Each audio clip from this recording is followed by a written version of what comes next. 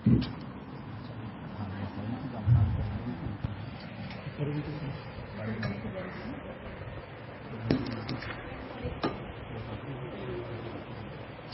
संतानहंतारो यत्पादाम्बुजरेणवः स्नेहानान्तान् निजाचार्यान् प्रणमामि मुहुर्मुहुः यदनुग्रहतो जन्तुः सर्वदुःखातिगो भवेत् तमहं सर्वदा वन्दे श्रीमद्वल्लभनन्दनम् अज्ञानतिमिरान्धस्य ज्ञानाञ्जनशलाकया चक्षुरुन्मीलितं येन तस्मै श्रीगुरवे नमः। नमामि हृदये शेषे लीलाक्षीराब्धिशालिनम् लक्ष्मीसहस्रलीलाभिः सेव्यमानं कलानिधिम् चतुर्भिश्च त्रिभिस्तथा षड्भिर्विराजते योऽसौ पञ्चधारदैर्मुः।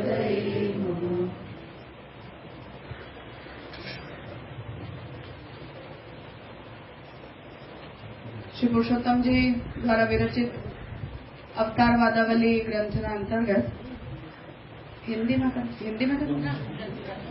अच्छा तो अवतार वादावली अंतर्गत पाछला एक वर्षना 5 सेशन आई थिंक थया चार सेशन में भक्ति रसत्ववाद ग्रंथ ने आपणे संपन्न कर्यो अने एना पाछळनो ग्रंथ भक्ति उत्कर्षवाद एने આજથી આપણે પ્રારંભ કરી રહ્યા છીએ।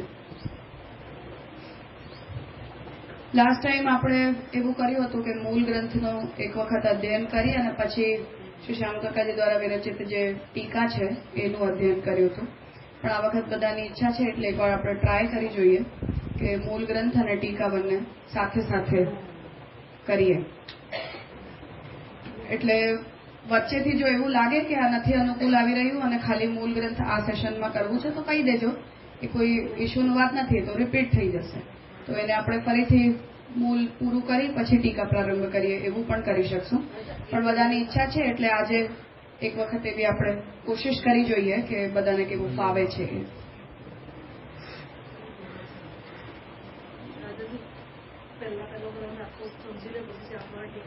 नहीं हूँ एनी विषयनी समरी हूँ करी दऊं छूं भले, हाँ तो सब्जेक्ट समराइज करी दऊं छूं पण करी जोईए एक वखत। आज अर्धो दिवस जुओ, बपोर पछी एवुं लागे के एवी रीते नथी करवुं तो मूल करी लेशुं, एमां ए कोई घरनी ज वात छे, कोई इश्यू नथी। टीका रिपीट 2 वखत 4 वखत भणो एमां तो कोई प्रॉब्लम तो छे नहीं। तो मने 2-3 लोकोए एवुं ओपिनियन आप्युं એટલે એવું થયું કે એકવાર આપણે એવી રીતે પણ કોશિશ કરી જોઈએ કેવું ફાવે છે બધાને। भक्ति रस ने निरूपित करनारो जे पाछलो ग्रंथ आपणे जोयो हतो ए विषयनी कन्टिन्युटीमां ज भक्ति उत्कर्षवाद पण छे, एटले मैं ए ग्रंथोने बंनेने साथे करવાનો विचार कर्यो हतो। अन्यथा वच्चेथी ए क्रમને न शरू करीने पहला वादथी टेक्निकली अवतार वादावली प्रारंभ करवी जोईती हती, केम के एमां आपणे क्रममां 24 ग्रंथोमांथी 20मो ग्रंथ करी रह्या छीए। पण बधा ग्रंथो वाद ग्रंथो एकबीजाथी अलग अलग विषयवाळा छे એટલે એ કોઈ વ્યુત્ક્રમની અંદર કોઈ સમસ્યા નથી આવી રહી। પણ જે લોકોએ ભક્તિ રસત્વવાદને ભણ્યું છે સમજ્યું છે એમના માટે આ ગ્રંથ ઈઝી થઈ જશે થોડો, અને જે લોકોએ આગળનો ગ્રંથ કદાચ ન સાંભળ્યો હોય તો પ્રોબેબલી થોડી ડિફિકલ્ટી લાગે, પણ ચર્ચા કરીને એને આપણે સોલ્વ કરવાની કોશિશ કરશું। ભક્તિ રસત્વવાદની અંદર આપણે એ વાતને શ્રી પુરુષોત્તમજી સમજાવવા માંગી રહ્યા હતા કે ભક્તિ જે છે એ સ્વતંત્ર રસ છે અને લૌકિક રસોથી ભિન્ન છે, એટલે એને એક અલૌકિક રસ તરીકે આપણે સ્વીકારવું જોઈએ। અને અન્ય જેટલા પણ રસોની અનુભૂતિ ભક્ત ભગવાનની લીલાઓના અંતર્ગત કરતો જ હોય છે એ બધા રસોને ભક્તિના અવાંતર રસો તરીકે આપણે સ્વીકારવા જોઈએ। પણ સ્વતંત્ર રીતે ભગવાનની સાથે કોઈ વ્યક્તિ કોઈ એક પર્ટિક્યુલર રસનો અનુભવ કરે છે એવો સિદ્ધાંત સંપ્રદાયનો નથી। એટલે કે ભગવાન કોઈ જીવ માટે એવી વિશેષ ઈચ્છા પ્રકટ કરે કે આ જીવને મને વાત્સલ્ય રસની અનુભૂતિ જ કરાવવી છે કે શૃંગાર રસની જ અનુભૂતિ કરાવવી છે, એવો જો ભગવાનનો કોઈ જીવ માટે સંકલ્પ હોય તો જીવ જ્યારે ભક્તિની બહુ ઉત્કૃષ્ટ અવસ્થા ઉપર પહોંચેલો હોય એ અવસ્થામાં ફલાવસ્થા જેને આપણે કહી શકીએ, જીવન મુક્તિ કો, નિરોધ કો, વ્યસન કો, એવી અવસ્થામાં ભગવાન પોતાની ઈચ્છાથી કોઈ જીવને સ્વતંત્ર રીતે એવા રસની અનુભૂતિ કરાવે તો એ ભગવાનની સ્વતંત્ર ઈચ્છા છે. પણ સંપ્રદાયની જે સાધના પ્રણાલી છે એની અંદર કોઈ જીવ જો એવું વિચારે કે મને ભગવાનના પ્રત્યે આ જ પ્રકારનો ભાવ રાખવો છે કે આ જ પ્રકારના રસનો અનુભવ મને ભગવાનની સાથે કરવું છે, તો એ સાધન અવસ્થામાં રહેલા પુષ્ટિમાર્ગીય જીવને આ સંપ્રદાયની મર્યાદામાં અલાઉડ નથી. જેના ઉપર પૂર્વ પક્ષ તરફથી જેટલી પણ આપત્તિઓ ઉપસ્થિત કરવામાં આવી કે ભાગવતની અંદર ગોપીજનોએ શૃંગાર રસની અનુભૂતિ કરી છે કે કંસાદિકની સાથે ભગવાને કોઈ એક પ્રકારની લીલા કરી છે, તો એ જેટલા પણ જેવો ભાવ ભક્ત કરે એવા ભાવોને ભગવાન સંતુષ્ટ કરવા માટે એની એ ઈચ્છાને કે એની એ ભાવનાઓને ભગવાન પૂરી કરે.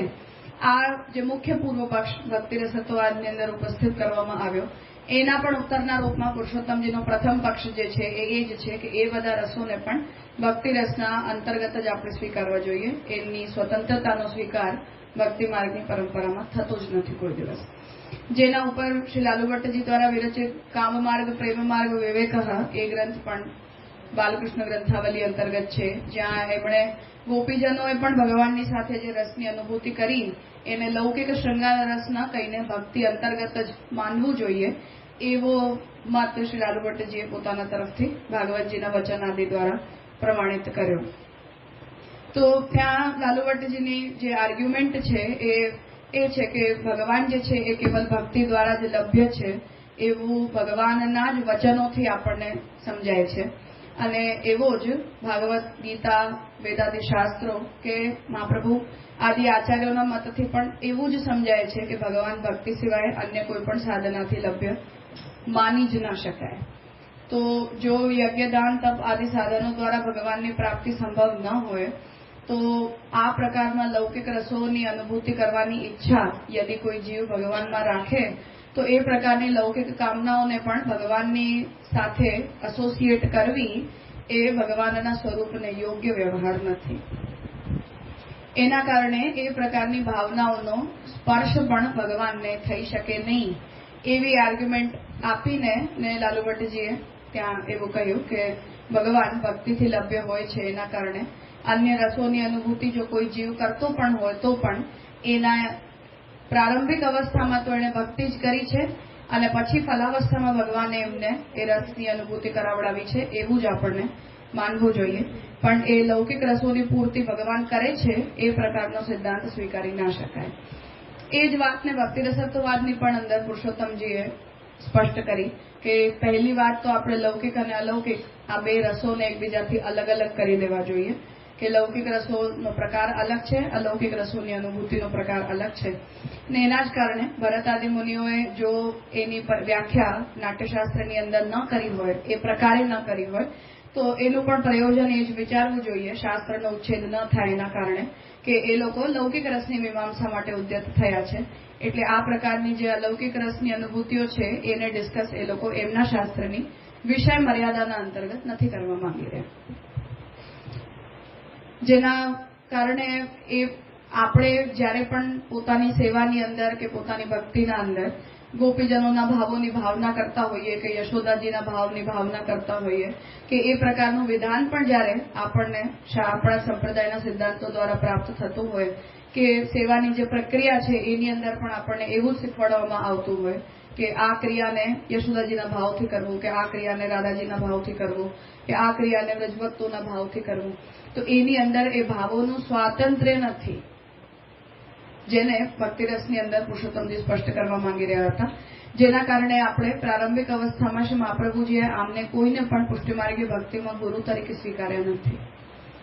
તો યમુનાજીની નિર્ગુણ ભક્તિ જે છે એ આપણા માટે આદર્શ ભક્તિ છે અને સંન્યાસ આદિની અવસ્થામાં જ્યારે વિપ્રયોગની ભાવના ભક્ત કરી રહ્યો છે ત્યારે મહાપ્રભુજીને કહી રહ્યા છે કે કૌંડિન્ય અને ગોપિકાઓને તમારે ગુરુ તરીકે સ્વીકારવા જોઈએ. તો એક તો કોઈ વ્યક્તિનું અંધાનુકરણ કરવું એ એક બીજો પક્ષ છે અને પ્રભુની પ્રસન્નતાના ભાવથી આપણે ઉત્તમ ભાવોનું ભગવાનમાં સમર્પણ કરી શકીએ એવા ભાવથી કોઈ અન્ય વ્યક્તિની ભાવનાઓને સેવામાં કન્સિડર કરવી એ સ્વતંત્ર દ્વિતીય પક્ષ છે. તો આપણે સમર્પણના દાયરાની અંદર આ પ્રક્રિયાને કરી રહ્યા છીએ કે જેમાં ઠાકોરજી જો એ લોકોના ભાવથી પ્રસન્ન થઈ રહ્યા છે તો આપણે એ ભાવોનું ભગવાનને સમર્પણ કરવા માંગી રહ્યા છીએ એમને પ્રસન્ન કરવા માટે, કેમ કે સેવા જે છે એ સુખજનક ઉપચાર છે. તો એની અંદર આપણે પોતાની અંદર આપણે વ્રજભક્ત થઈ ગયા અને એમના ભાવથી આપણે કરી રહ્યા છીએ કે આપણે જ યશોદાજીની જેમ ભગવાનની સાથે વ્યવહાર કરતા થઈ ગયા. એવો એ ભાવોની ભાવનાનો જે પક્ષ છે એનો એવો કોઈ તાત્પર્ય પૂર્વાચાર્યો દ્વારા નિર્દિષ્ટ નથી.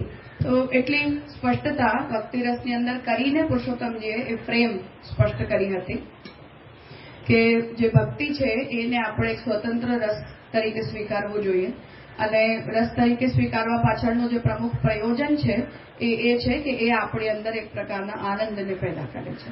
તો જે રસાનુભૂતિનો ભરત મુનિનો જે આખો કન્સેપ્ટ છે એ કન્સેપ્ટ ભક્તિની ઉપર પણ એપ્લિકેબલ થાય છે એના અંગ ઉપાંગો સહિત. એટલે એના સંચારી ભાવો હોય કે એના ભગવાન એનું અવલંબન આપણે આલંબન વિભાવ તરીકે ભગવાનને યુઝ કરતા હોઈએ તો પણ, એના અનુભાવો આપણે પ્રભુ પ્રત્યે પ્રકટ કરતા હોઈએ તો પણ, તો એ જેટલા પણ કમ્પોનન્ટ્સ ભરત મુનિએ રસાનુભૂતિના નાટ્યશાસ્ત્રની અંદર ચર્ચામાં લાવ્યા છે એ બધા જ કમ્પોનન્ટ્સ ભક્તિરસની અંદર બંધ બેસતા છે જ. એ આર્ગ્યુમેન્ટથી પુરુષોત્તમજીએ મુખ્યતયા એ સબ્જેક્ટને ઉપાડ્યો હતો. એનું તાત્પર્ય લૌકિક રસોની ફ્રેમવર્કમાં ભક્તિને ફિટ કરવામાં પુરુષોત્તમજીનું તાત્પર્ય નહીં હતું. એ જ સ્પષ્ટતા માટે આગળ ભક્ત્યુત્કર્ષવાદ આવી રહ્યો છે કે જે સિદ્ધાંતને આપણે ત્યાં કહીને આવ્યા કે ભક્તિને એક લૌકિક રસ તરીકે આપણે ટ્રીટ ન કરવું, એને અલૌકિક માનવું જોઈએ અને પછી એને પંચમ પુરુષાર્થ તરીકે જ્યારે આપણે કહી રહ્યા છીએ કે ધર્મ અર્થ કામ મોક્ષ, કેમ કે એના દ્વારા પણ કોઈક પ્રકારનું સુખ જનરેટ થાય છે. તો 4 પુરુષાર્થો અને ભક્તિ પુરુષાર્થ આપને આપણે ડિફરન્શિએટ એ ગ્રાઉન્ડ ઉપર કરી રહ્યા છીએ કે 4 પુરુષાર્થોની અંદર દુઃખ નિવૃત્તિ તો છે પણ સુખ પ્રાપ્તિ નથી. એની અંદર બંને કન્સેપ્ટ આવે છે કે જ્યારે આપણે ભક્તિને પંચમ પુરુષાર્થ તરીકે ન ગણીએ અને કેવલ ધર્મ અર્થ કામ અને મોક્ષ આ 4નો જ આપણે વિચાર કરીએ તો આપણે એવું પ્રાઇમરીલી કહેતા હોઈએ કે ધર્મ અર્થ અને કામમાં દુઃખ નિવૃત્તિ છે અને મુક્તિમાં સુખ પ્રાપ્તિ છે.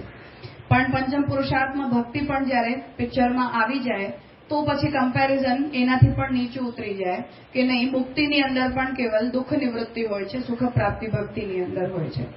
તો એ વાતને પુરુષોત્તમજી અહીંયા ભક્તિના ઉત્કર્ષના કન્સેપ્ટમાં લાવી રહ્યા છે કે જેટલા પણ સાધનો આપણે કરતા હોઈએ એ બધા સાધનોનું અલ્ટિમેટ પ્રયોજન આનંદ લાભ છે. આપણને સારું લાગે તો આપણે કરીએ, સારું ના લાગે તો આપણે એને છોડી દઈએ.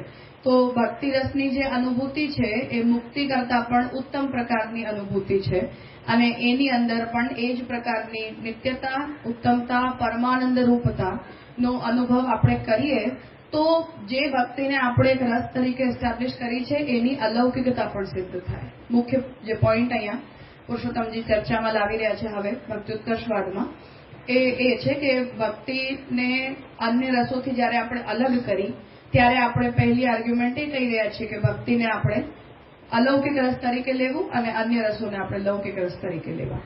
આનો ડિફરન્શિએટિંગ ગ્રાઉન્ડ ટીકાની અંદર શ્યામગંગાજીએ એ કહ્યું કે આલંબન વિભાવ જ ભિન્ન ભિન્ન છે.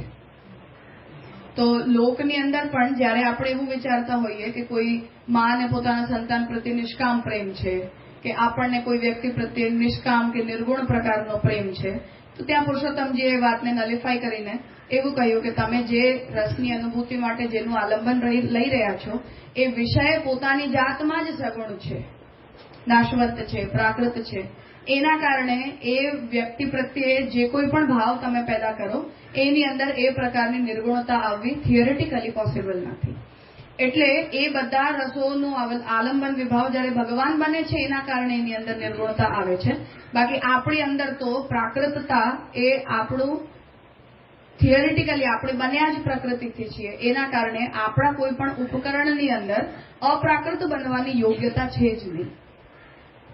એ આર્ગ્યુમેન્ટ છે મહાપ્રભુજીએ શાસ્ત્રાર્થ પ્રકરણના ચિત્ત પ્રકરણમાં શંકરાચાર્યજીને જવાબ આપવા માટે યુઝ કરી છે કે જ્યારે એ લોકો જીવને વ્યાપક કહી રહ્યા છે ત્યારે મહાપ્રભુજીએ એ કહ્યું કે જીવાત્મા જે છે એ સ્વભાવતઃ વ્યાપક હોતી જ નથી કોઈ દિવસ, પણ ભગવાનના આનંદ ગુણધર્મના આવેશથી જીવાત્માની અંદર આપણને વ્યાપકતાનો ધર્મ દેખાય છે. તો જો વામદેવજીની જેમ કોઈ વ્યક્તિ એવું કહેતો હોય કે હું સૂર્ય છું, હું જ ચંદ્રમા છું, હું જ પૃથ્વીના રૂપમાં બન્યો છું, કે કોઈ પણ જ્ઞાનીને પોતાની ઉત્તરાવસ્થામાં કે કોઈ પણ ભક્તને પોતાની ઉત્તરાવસ્થામાં એ પ્રકારનો સર્વાત્મ ભાવ ફીલ થતો હોય, તો એ સર્વાત્મ ભાવ આપણો સ્વાભાવિક ગુણ છે જ નહીં, આગંતુક છે.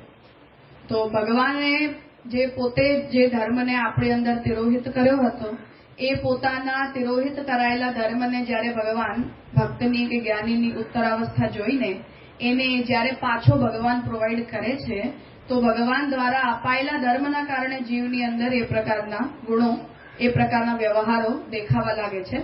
એટલે સ્વભાવતઃ જીવને વ્યાપક માની ન શકાય, જે સિદ્ધાંત શંકરાચાર્યજી સ્વીકારી રહ્યા છે.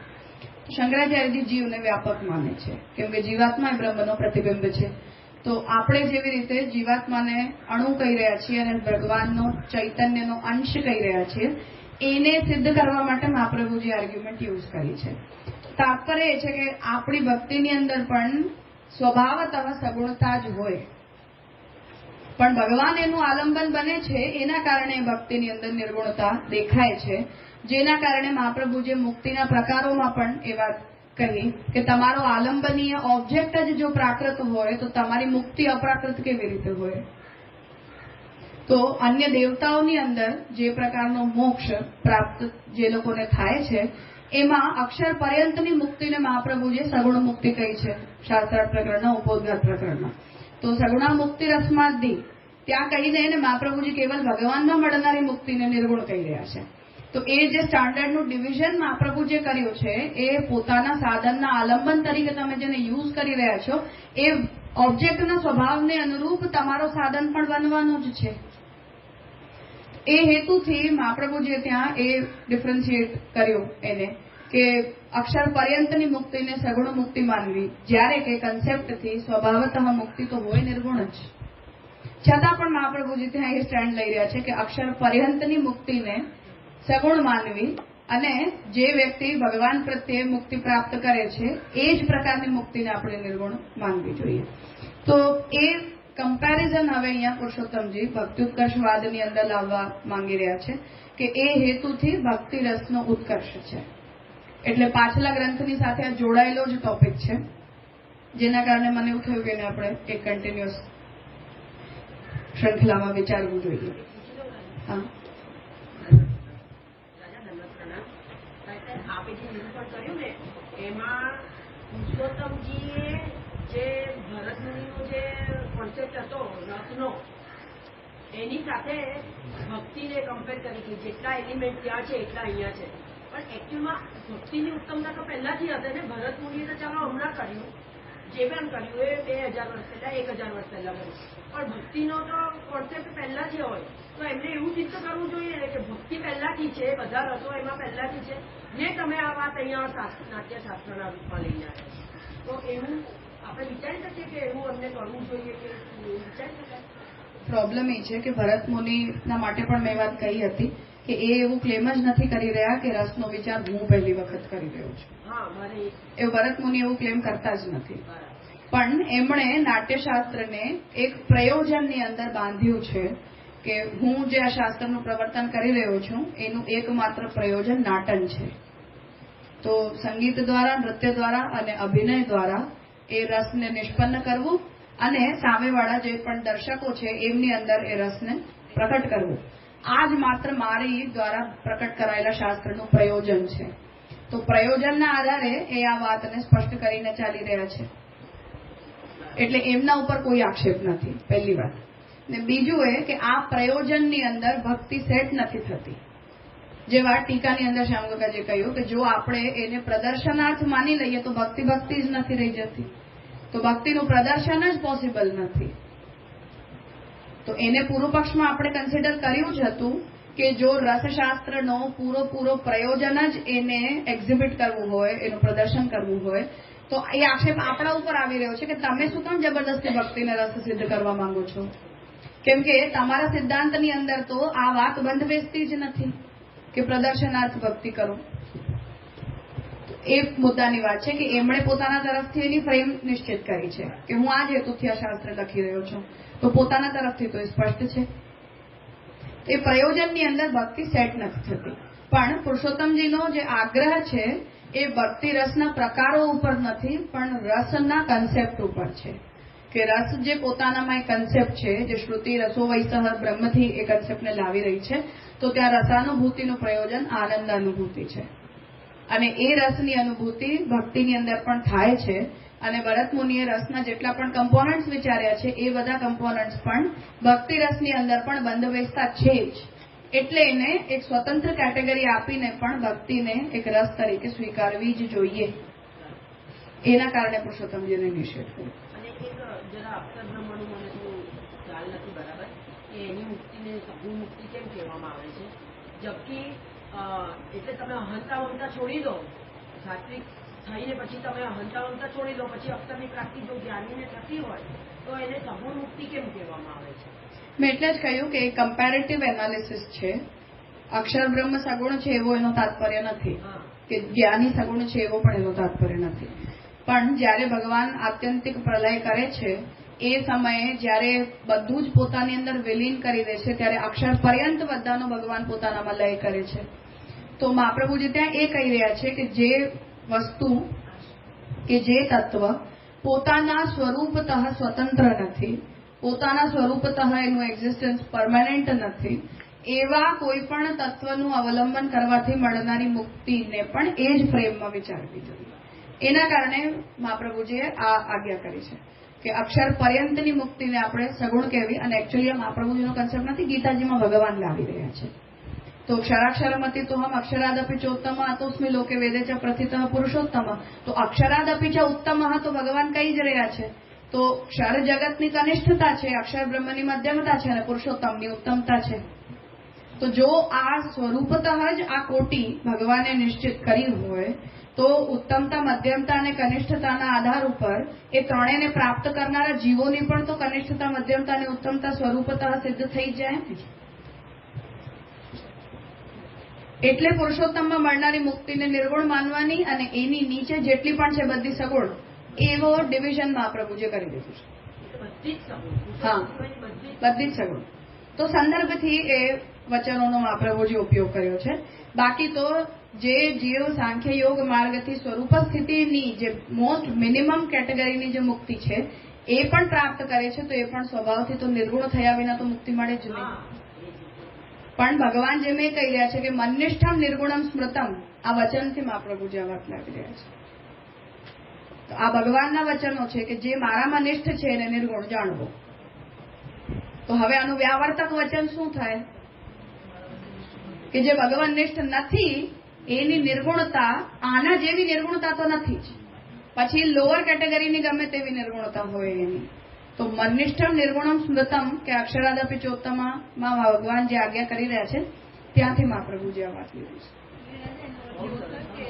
મુક્તિ તો સ્વભાવતઃ નિર્ગુણ છે, પણ જે એનું આલંબન છે બદલાતું જાય છે ત્યારે એ બદલાતી જાય છે. હા, તો એ સંદર્ભથી મહાપ્રભુજી આ નિર્ણય આપ્યો છે. એવો કોઈ આ લોકો બધા સગુણ મુક્તિ વાળા છે એવો એની નિંદાના તાત્પર્યમાં નથી. મુક્તિ બધી સ્વભાવતઃ નિર્ગુણ જ હોય છે, નિર્ગુણ જ હોય છે. કેમ કે પુનરાવૃત્તિ તો નથી જ કોઈ પણ મુક્તિની અંદર. પણ મહાપ્રભુજી જે આજ્ઞા કરી રહ્યા છે એનું તાત્પર્ય એ છે કે તમે જે પ્રકારના સ્વરૂપ લાભ માટે મોક્ષ પ્રાપ્ત કર્યો એ સ્વરૂપ લાભ તો ત્યાં સુધી છે જ્યાં સુધી ભગવાન આત્યંતિક પ્રલય નથી કરી દેતા. એના પછી તો બધા જેમ એકાકારતાને પ્રાપ્ત કરશે એવી રીતે તમે જે પ્રકારના મુક્તિના આનંદ માટે આ અવસ્થામાં પહોંચ્યા હતા એ પ્રકારનો મુક્તિનો આનંદ તો હવે તમારો બચી નહીં જાય. બધાનું જયારે ભગવાનની અંદર, બધા જયારે ભગવાનમાં વિલીન થઈ જશે ત્યારે એ ત્યારે પછી જીવાત્માઓને જે મુક્તિનો આનંદ હોય એ પણ ખતમ થઈ જાય. બધું મુક્તિ જેવો કન્સેપ્ટ જ ખતમ થઈ જાય. બંધ મુક્તિ બધું ખતમ થઈ જાય. વિદ્યા અવિદ્યા શક્તિ ભગવાન પોતાની અંદર સમેટી લે તો કઈ જ ન બચે ને પછી.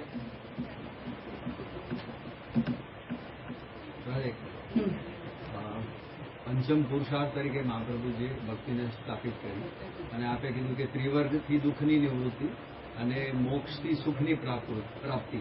હવે જે બ્રહ્મજ્ઞાનીને જે આનંદ એટલે બ્રહ્માનંદ, આત્માનંદ અહીંયા આપણે મુક્તિને બધી જ અવસ્થાને સ્વાભાવિક નિર્ગુણ ગણી, યદ્યપિ આલંબન વિભાવના ફોર્મેટ અનુસાર એને ફલની પ્રાપ્તિ થશે.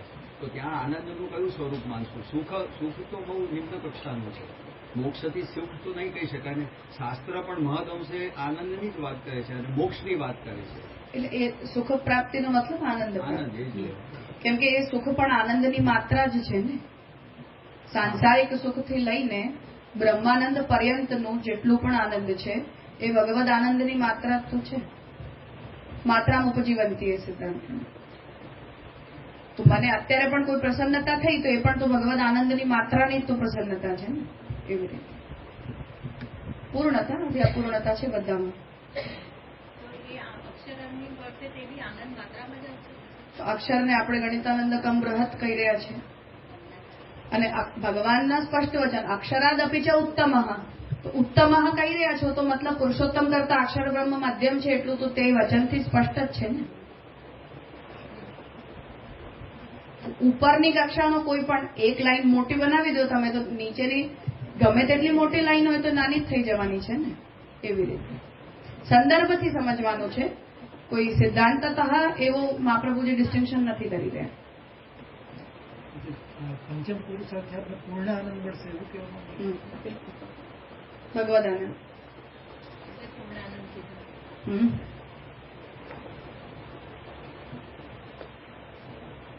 ઠીક છે. તો ભક્ત્યુત્કર્ષવાદ અવતારવાદાવલી અંતર્ગત 20મો ગ્રંથ છે. ભક્તિરસ આપણે કર્યો 19મો ટેક્સ્ટ હતો. ભક્ત્યુત્કર્ષવાદ ભક્તિના ઉત્કર્ષ સંબંધી વાદ એનું શાબ્દિક તાત્પર્ય છે. તો ભક્તિનો ઉત્કર્ષ જે છે, ઉત્તમતા, શ્રેષ્ઠતા એ મહાપ્રભુ પુરુષોત્તમજી અહીંયા સિદ્ધ કરવા માંગી રહ્યા છે કે આપણે એને ઉત્તમોત્તમ આનંદાનુભૂતિની કક્ષામાં ભક્તિના રસની અનુભૂતિને લેવું જોઈએ. આ વાદગ્રંથ ઉપર શ્રી શ્યામકાકાજી દ્વારા વિરચિત ભક્તિઉત્કર્ષ પ્રકાશિકા એ ટીકા છે. જેમ ભક્તિરસત્વવાદ ઉપર પણ પ્રકાશિકા ટીકા લખી હતી એ જ રીતે આજે આપણે એને બંનેને સાથે સાથે લઈ રહ્યા છીએ. એટલે પૂર્વ પક્ષ સુધીનો મૂળ વિષય જોઈ ને પછી પૂર્વ પક્ષ સુધીનો ટીકાનો વિષય એવી રીતે આપણે એક્સપેરિમેન્ટિવ કરી રહ્યા છીએ. બપોર પછી એવું લાગે કે એવું નથી કરવું તો કહી દેજો, તો મૂળ ગ્રંથને પહેલા પૂરું કરી લેશું. લાસ્ટ ટાઈમ આપણે જેવું કર્યું હતું એ જ રીતે. ભક્ત્યુત્કર્ષવાદ અવતારવાદાવલ્યામ 20તમો ભક્ત્યુત્કર્ષવાદ મંગલાચરણેન વિષયોપક્રમ. હવે અહીંયા સૌથી પહેલા શ્રી પુરુષોત્તમજીએ મંગલાચરણ કરી અને વિષયનો પ્રારંભ કર્યો છે. જેમ ભક્તિરસના પણ વિષયમાં કયા કોઈ પર્ટિક્યુલર પ્રસંગમાં પુરુષોત્તમજીએ ગ્રંથ પ્રકટ કર્યું એની કોઈ સ્પષ્ટતા નથી, એમ અહીંયા પણ નથી. તો એ વાદ ગ્રંથ છે એટલે યા તો પ્રત્યક્ષવાદી હોય એવું પણ સંભવ છે અને અપ્રત્યક્ષ કોઈ વિચારને વાદ બનાવીને પુરુષોત્તમજી આ ગ્રંથ લખ્યો હોય એવી પણ સંભાવના છે. તો બંને પોસિબિલિટી છે એમાં. પણ પૂર્વ પક્ષ, ઉત્તર પક્ષ અને સિદ્ધાંત એ જેની પ્રક્રિયા છે એ પ્રક્રિયાને લઈને ને પુરુષોત્તમજી ગ્રંથ લખી રહ્યા છે.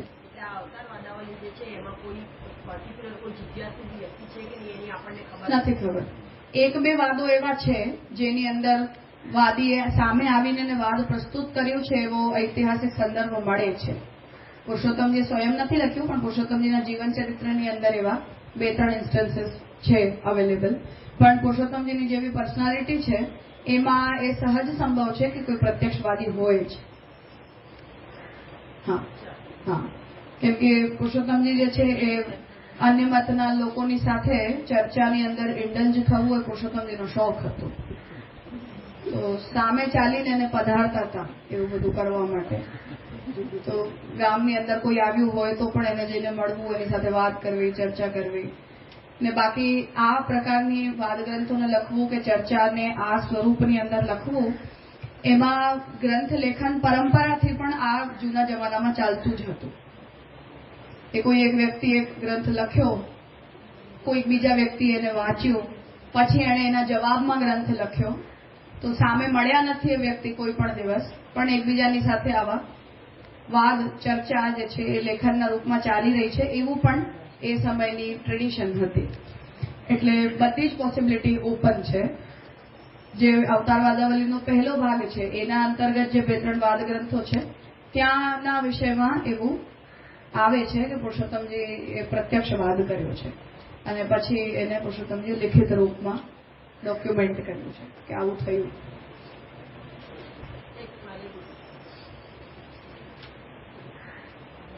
Ladies first.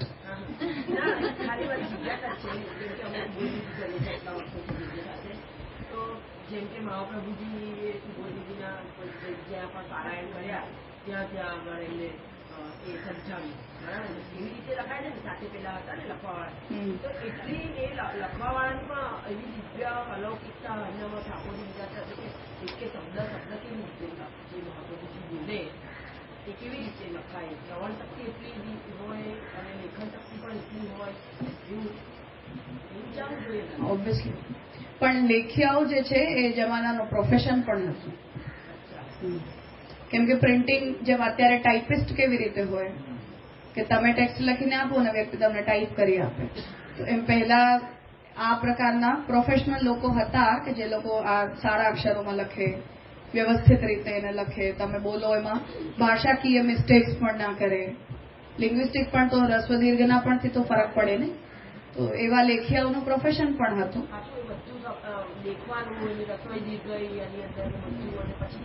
પહેલું કામ તો આ ગણપતિજીએ જેનો પ્રારંભ કર્યો છે, મહાભારત લખી ત્યારે વ્યાસજીને આજ્ઞા થઈ તો વ્યાસજીએ કીધું કે એવું કોઈ લેખક તો મળવો જોઈએ ને મને, તો હું કરું આટલો મોટો ઉપક્રમ. તો ગણેશજીએ કીધું કે હું કરીશ. એટલે બધું જ પહેલું કરે તો ગણપતિજી આ પણ કાર્ય પહેલું ગણપતિજીએ પણ ત્યારે ગણેશજીએ શરતથી કર્યું હતું કે મને એક અક્ષર નહીં સમજાય ત્યાં રોકાઈ દઈશ, જેવું સમજાતું જશે ને એટલું જ હું લખીશ. અરે તો અમારે ત્યાં અહીંયા એક છોકરી ખાલી ગ્રંથોનો છપાતા હતા એની ટાઈપિંગની નોકરી જ કરતી હતી. પછી એના ઘરમાં કોઈ કે ભાગવત સપ્તાહ રાખી તો કાકાને એને કીધું હું છુટ્ટી ઉપર છું, કારણ કે તે ભાગવતજી 10-15 વખત ટાઈપ કરી લીધી છે. કથાનો પ્રસંગ તો એને પોતાને પણ ખબર હતું કે કયા ઓર્ડરમાં ચાલે છે. એટલું પણ કરો તો ભાઈ, શબ્દો તો તમારી આંખો સામેથી જાય જ ને માણસના, એટલી તો વ્યક્તિની અક્કલ ચાલી જ જાય એની અંદર સામાન્ય તમારી અન્ડરસ્ટેન્ડિંગ હોય. બાકી શિષ્ય કરે એ મહાપ્રભુજીના શિષ્ય માધવ ભટ્ટ કાશ્મીરી કરી રહ્યા છે એ તો સૌભાગ્યની વાત છે ને. એમના જેટલા કોઈ ગ્રંથો કોઈ બીજા કોઈ શિષ્યને ઉપલબ્ધ નહીં થયા હોય. મહાપ્રભુ સાક્ષાત લખાવી રહ્યા છે તો એ તો સવાલ જ નથી. પુરુષોત્તમજીનું જેમ આપણે લેખન જોઈએ, આપણી જેટલી પણ મેન્યુસ્ક્રિપ્ટ છે એની અંદર સૌથી સ્પષ્ટ લેખન પુરુષોત્તમજીના જ ગ્રંથોનું છે. મતલબ કલર પણ ચેન્જ કર્યો છે એમણે લિપિની અંદર. મતલબ એમનો જે લેખ્યો હોય એમણે યાદ તો એમ કેટલા ગ્રંથો એમના સ્વહસ્તે પણ લખાયેલા છે. તો જ્યાં ફૂલ સ્ટોપ હોય ને ત્યાં લાલ લીટીથી ફૂલ સ્ટોપ કરેલું છે. જે જગ્યાથી સબ્જેક્ટ ના બદલાતો હોય ત્યાં બ્લેક લીટીનો ફૂલ સ્ટોપ મળે છે. પ્રોપર પેરેગ્રાફિંગ છે, પ્રોપર નોટ્સ છે, બહુ સ્પષ્ટ લેખન છે પુરુષોત્તમ. હા, પણ એ એમણે લાલ લાઈનથી કર્યું છે અને નથી પેરેગ્રાફ ચેન્જ થતો ત્યાં બ્લેક લાઈનથી કર્યું છે. પેપર નતા અવેલેબલ તો એક લાઈન ને જગ્યા છોડવી વોઝ અ બિગ ડીલ.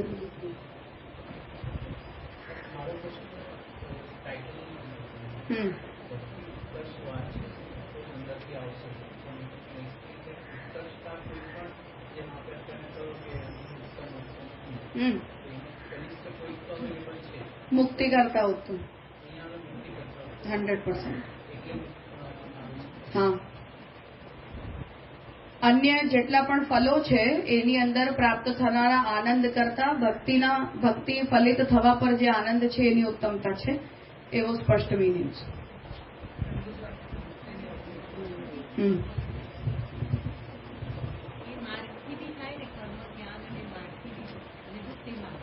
હા, એ પણ એટલે ફલભેદ ત્યાંથી થઈ જશે ને. અન્ય ફલોની અંદર મળનારા આનંદ કરતા ભક્તિથી મળનારા આનંદની ઉત્કૃષ્ટતા છે એવું તાત્પર્ય છે. કેમ કે ફલના જેટલા પણ પ્રકારો છે એ પણ કોઈક ને કોઈક પ્રકારની રસાનુભૂતિ છે, આનંદાનુભૂતિ છે. તમે જેમાં પણ આનંદને ફીલ કરો એ રસ છે. કેટલા કેટેગરાઇઝડ છે, કેટલા અનકેટેગરાઇઝડ રસો પણ છે. હા, હા, બિલકુલ.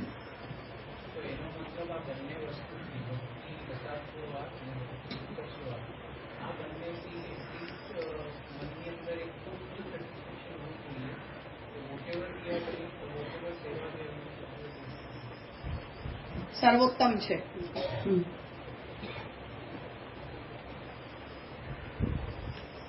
ઠીક છે. તો પ્રથમ કારિકાથી પુરુષોત્તમજી મંગલાચરણ કરી રહ્યા છે.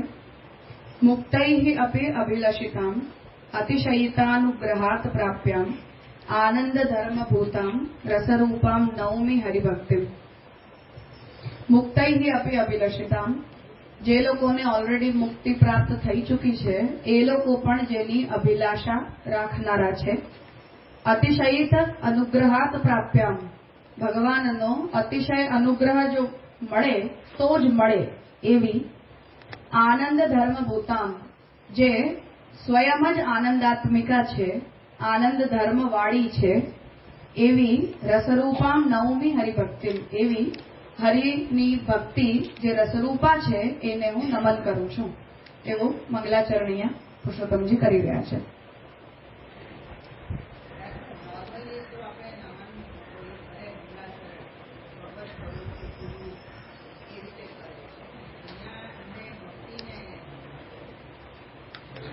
ભગવાન જ સાધન રૂપ પણ બને છે ને, એટલે પ્રમાણ, પ્રમેય, સાધન અને ફલ ચારે ભગવાન જ બને છે.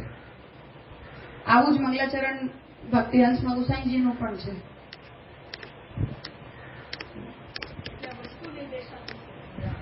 હા, વસ્તુ નિર્દેશ પણ છે, પણ ભક્તિ જે છે એ સાક્ષાત ભગવત સ્વરૂપાત્મિકા છે. ભક્તિમાં અને ભગવાનમાં ભેદ નથી.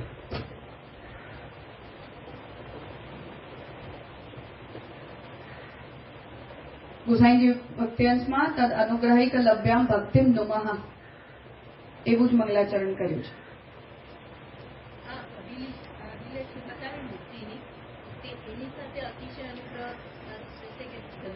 સ્વતંત્ર છે. ક, ખ, ગ, ઘ ને ગ 5 કન્સેપ્ટ છે ને. હરિભક્તિના વિશેષણો છે બધા. હા, હરિભક્તિ વિશેષ્ય છે, 4 એના વિશેષણ છે.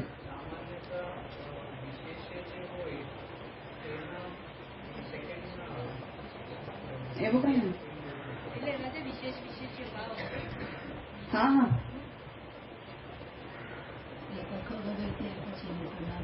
હા, અલગ અલગ વિશેષણો છે તો એને આપણે ડિફરન્શિએટ કરી શકીએ એના કારણે. પૂર્વ પક્ષની જે કારિકા છે એ પુરુષોત્તમજીએ લખી નથી, શ્યામગંગાજીએ લખીને પૂરી કરી છે. તો એ જે કારિકા છે એ પુરુષોત્તમજીના મૂળ ગ્રંથમાં નથી અવેલેબલ થતી. પુરુષોત્તમજીએ ડાયરેક્ટ ગદ્યનો પૂર્વ પક્ષ શરૂ કરી દીધો છે. તો પૂર્વ પક્ષના જેટલા પણ 5 પોઈન્ટ્સ છે એ પુરુષોત્તમજીએ ગદ્યમાં લખ્યા છે. એટલે એ 5 પોઈન્ટ્સનું સંકલન કરીને શ્યામગંગાજી એની કારિકા લખી છે.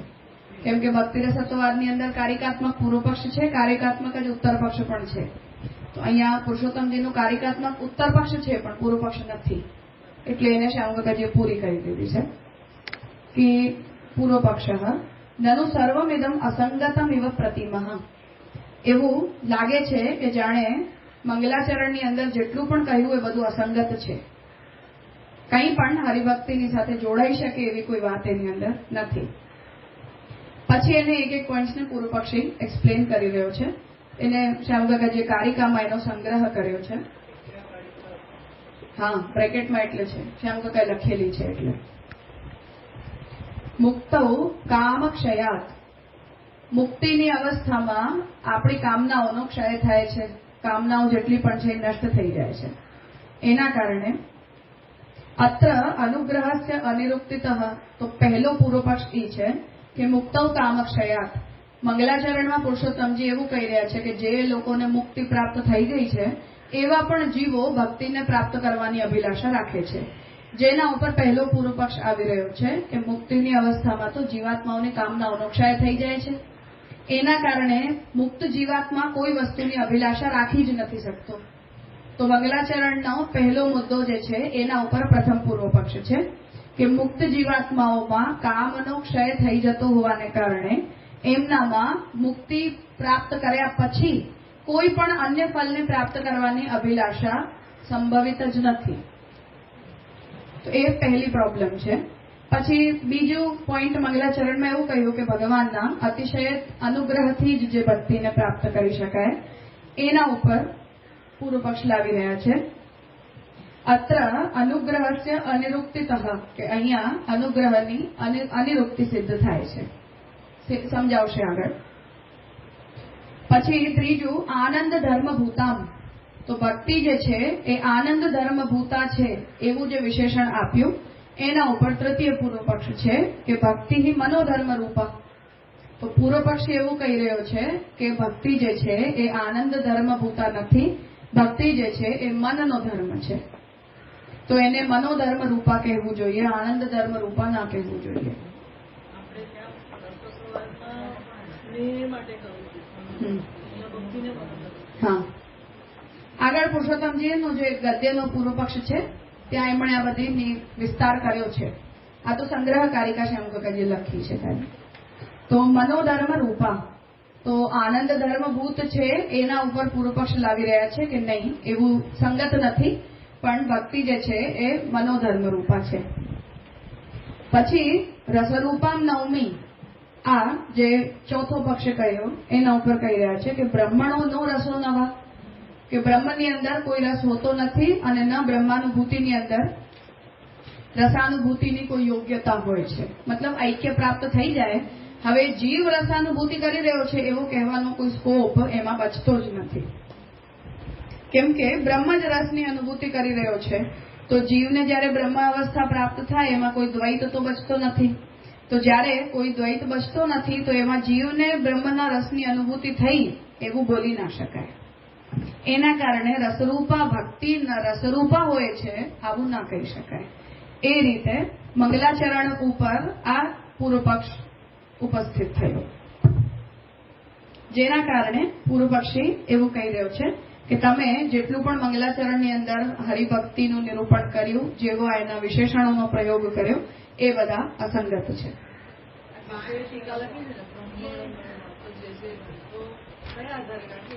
રસરૂપામ ખાલી કરું છું, તો રસરૂપામ ભક્તિ માટે શબ્દ વાપરું, તો અહીંયા બ્રહ્મનો રસ બ્રહ્મની કેમ કે રસનું ઉદ્ગમ ક્યાંથી થશે?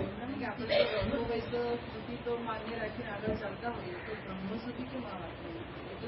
એટલે જ તો હું કહી રહી છું કે જીવને બ્રહ્મના રસની અનુભૂતિ થાય આવો તાત્પર્ય છે. હરિભક્તિના રસનો મતલબ શું છે કે હું જ્યારે ભગવાનની ભક્તિ કરું છું તો મને ભગવાનના આનંદની અનુભૂતિ થાય. પૂર્વ પક્ષી એવું કહેવા માંગી રહ્યો છે કે જે સમયે તમારી ફલાવસ્થા આવે કે એવી રસની અનુભૂતિની તમારી અંદર જ્યારે યોગ્યતા ડેવલપ થાય ત્યાં સુધી તો તમે અને ભગવાન એક થઈ ચૂક્યા હો, અને એ એકતાની અવસ્થામાં તો બ્રહ્મ રસની અનુભૂતિ કરે છે. તમે કોઈ રસની અનુભૂતિ કરવા યોગ્ય બચતા જ નથી. તો હરિભક્તિની રસરૂપતાની અનુભવ યોગ્યતા જીવમાં છે નહીં, કેમ કે ફલાવસ્થાની અંદર તો અદ્વૈત થઈ જાય છે. એ હેતુથી પોતાની સાથે કનેક્ટ કર્યું છે એટલે આનંદ ધર્મ બ્રહ્મનો છે, એ નથી ધર્મભૂત તો પછી રસરૂપ પણ નથી. ખાલી સંગ્રહ કારિકા હતી જે ટેક્સ્ટમાં આ બધા જ પોઈન્ટ્સનો વિસ્તાર આવી જશે એક એક પૂર્વ પક્ષ. આપણે અત્યાર સુધી જે સમજાય એટલે આ પૂર્વ પક્ષ છે બરાબર, પણ એકચુઅલમાં પરિસ્થિતિ એવી છે જેમ કે રાસલીલા થઈ કે કંઈ પણ ફલાની અવસ્થા આવી ત્યારે આપણે એમ જ કહીએ છીએ કે આ બધા બ્રહ્મરૂપતાને પ્રાપ્ત થઈ ગયા પછીની આ ફલ અવસ્થા છે. તો કંઈક વિશેષ હશે આપણું આમાં કહેવા માટે, કેમ કે આ પક્ષ તો એ લોકો બરાબર લાગે છે, બાકીના પક્ષ બરાબર ના લાગે, પણ આ પક્ષ તો બરાબર લાગે છે. કયો પક્ષ? કે બ્રહ્મણો નો રસો નવા. તો કેમ કે બ્રહ્મ લટકા કરે બ્રહ્મ સાથે એમ પણ આપણે ભણ્યા. તો જ્યાં પ્રોબ્લેમ એ છે બ્રહ્મ લટકા કરે બ્રહ્મ પાસેનો મતલબ એ છે કે બ્રહ્મ જ કરે અને બ્રહ્મ જ આનંદ અનુભૂત કરે, એમાં કોઈ સમસ્યા નથી. સમસ્યા એમાં છે કે આપણે અનુભૂત કરીએ. તો એ લોકો જે કહે છે એમાં હવે કંઈક સમજાવશે કેવી રીતે. હા, એટલે જ હું કહી રહી છું કે આ તો પુરુષોત્તમજીએ જે પૂર્વ પક્ષો લખ્યા છે એને સંગ્રહિત કર્યા છે શ્યામકાકાજીએ કારિકાના રૂપમાં, હવે ગદ્યની અંદર એક એક પૂર્વ પક્ષ પુરુષોત્તમજી એક્સપ્લેન કરી જ રહ્યા છે.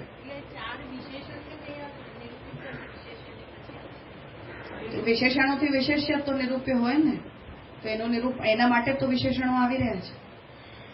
મુક્તિમાં ખાલી બ્રહ્મ જ રસ અનુભવ કર્યો, જીવ નહીં, એ પૂર્વ પક્ષ છે. હા, એટલે કોઈ પણ પ્રકારની રસાનુભૂતિ જીવની અનુભૂતિ નથી હોતી, બ્રહ્મની અનુભૂતિ હોય છે, મતલબ અલૌકિક રસની અનુભૂતિ. અને આ રસત્વવાદના કોન્ટેક્સ્ટની સાથે કનેક્ટેડ એટલે અહીંયા ભક્તિ વિશે કશું નહીં આવે, જે રસત્વવાદનું બધું આવી ગયું. હરિભક્તિ પાંચમો પોઈન્ટ નથી, વિશેષ્ય છે, એ ટોપિક છે. પણ ચારે વિશેષણો વિશેષ્યને સમજાવવા માટેના તો છે.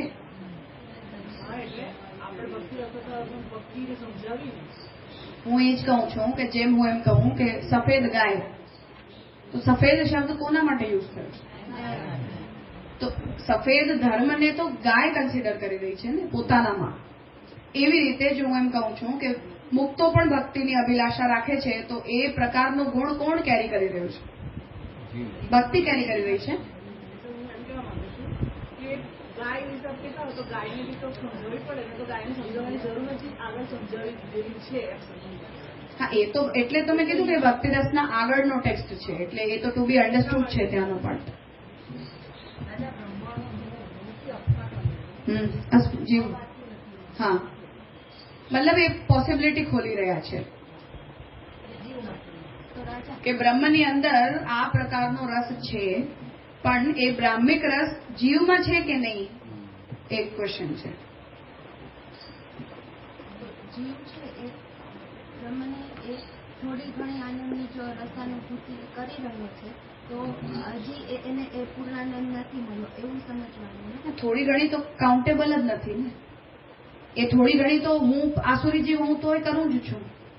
મને સંસારમાં પણ આનંદ આવે છે, તો એ બ્રહ્મની માત્રાથી જ તો મને આનંદ આવે છે. તો એના માટે મારે બીજી મહેનત કરવાની શું જરૂર હોય? તો બ્રહ્મની આનંદની માત્રાનું ઉપજીવનથી આખું બ્રહ્માંડ એની જ માત્રાનું ઉપજીવન કરે છે.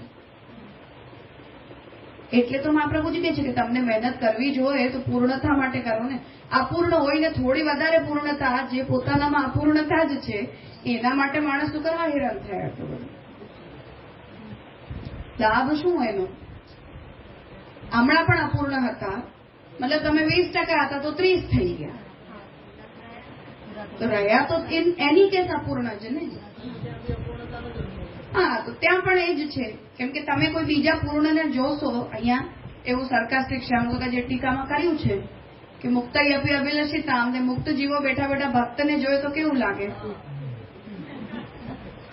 જેમ દયારામભાઈ રિમાર્ક કરી રહ્યા છે કે તમને મળ્યું શું? મુક્તિ જે લોકોને મળી ગઈ એ લોકોને મળ્યું શું? તો સરકાસ્ટિક છે. 20% હતા તો 40 થઈ ગયા, 70 થઈ ગયા, 80 પણ થઈ ગયા, તો પણ શું? તો જો એટલા સુધી તમને આટલી બધી જોર લગાવવો છે, તો માણસ 100 માટે કેમ જોર ના લગાવે? અડધા અડધાથી મળવાનું શું? એના કરતા અહીંયા આસુરી જીવમાં શું ખોટું? મજા કરે ને જે કરે.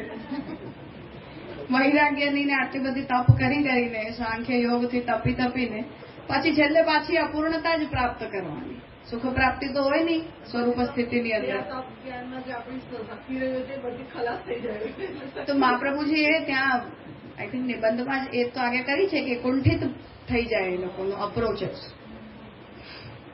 કેમ કે એ લોકોની અંદર એ પ્રકારની નેગેટિવિટી તો બનેલી જ રહે કે બધા લોકો સુખી રહ્યા ને અમે આટલી બધું પરિશ્રમ કરીને અને સાધનો કરીને વૈરાગ્ય લાવીને અહીંયા આવ્યા. એટલે કુંઠાવાળાઓનો મોક્ષ કરાવી ના શકાય, એટલે પાછો સત્યલોકની અંદર રાખો, પછી એમના બધા સુખની આકાંક્ષાઓને પૂરી કરો, એમની કુંઠાને શાંત કરો, પછી એમને અક્ષરમાં મોક્ષ આપો. એ વિક્રમ મુક્તિ થાય. સદ્યો મુક્તિ તો થાય નહીં જ્ઞાન માર્ગ દ્વારા. એ સદ્યો મુક્તિ ના થાય એટલે જ ના થાય કેમ કે એ કુંઠામાંથી જ એ લોકો વારે ના આવ્યા હોય. એવી એક નેગેટિવિટી જ એ સાધના પોતે જ પોતાની અંદર ડેવલપ કરાવી દે. ફ્રસ્ટ્રેશન જે નીકળે ને એવું. હા, મહાપ્રભુજી ત્યાં આજ્ઞા કરી છે સર્વનિર્ણયમાં કે ભગવાનનો કોઈ વિશેષ ઈચ્છા હોય તો જ કર્મ માર્ગ અને જ્ઞાન માર્ગથી સદ્યો મુક્તિ થાય, બાકી ક્રમ મુક્તિ જ થાય. કેમ કે કુંઠિત હોય ને બધા જ. એવી કુંઠાવાળાઓને મુક્તિ આપી ના શકાય.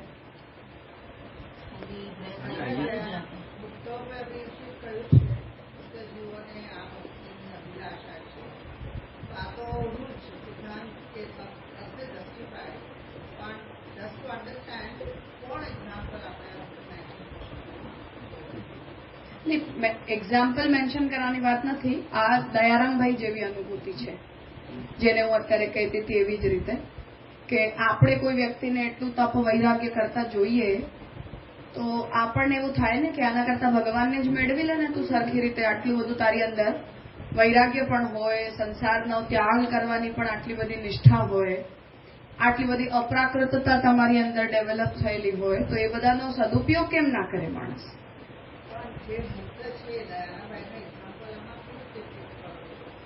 થર્ડ પાર્ટીની અનુભૂતિ છે.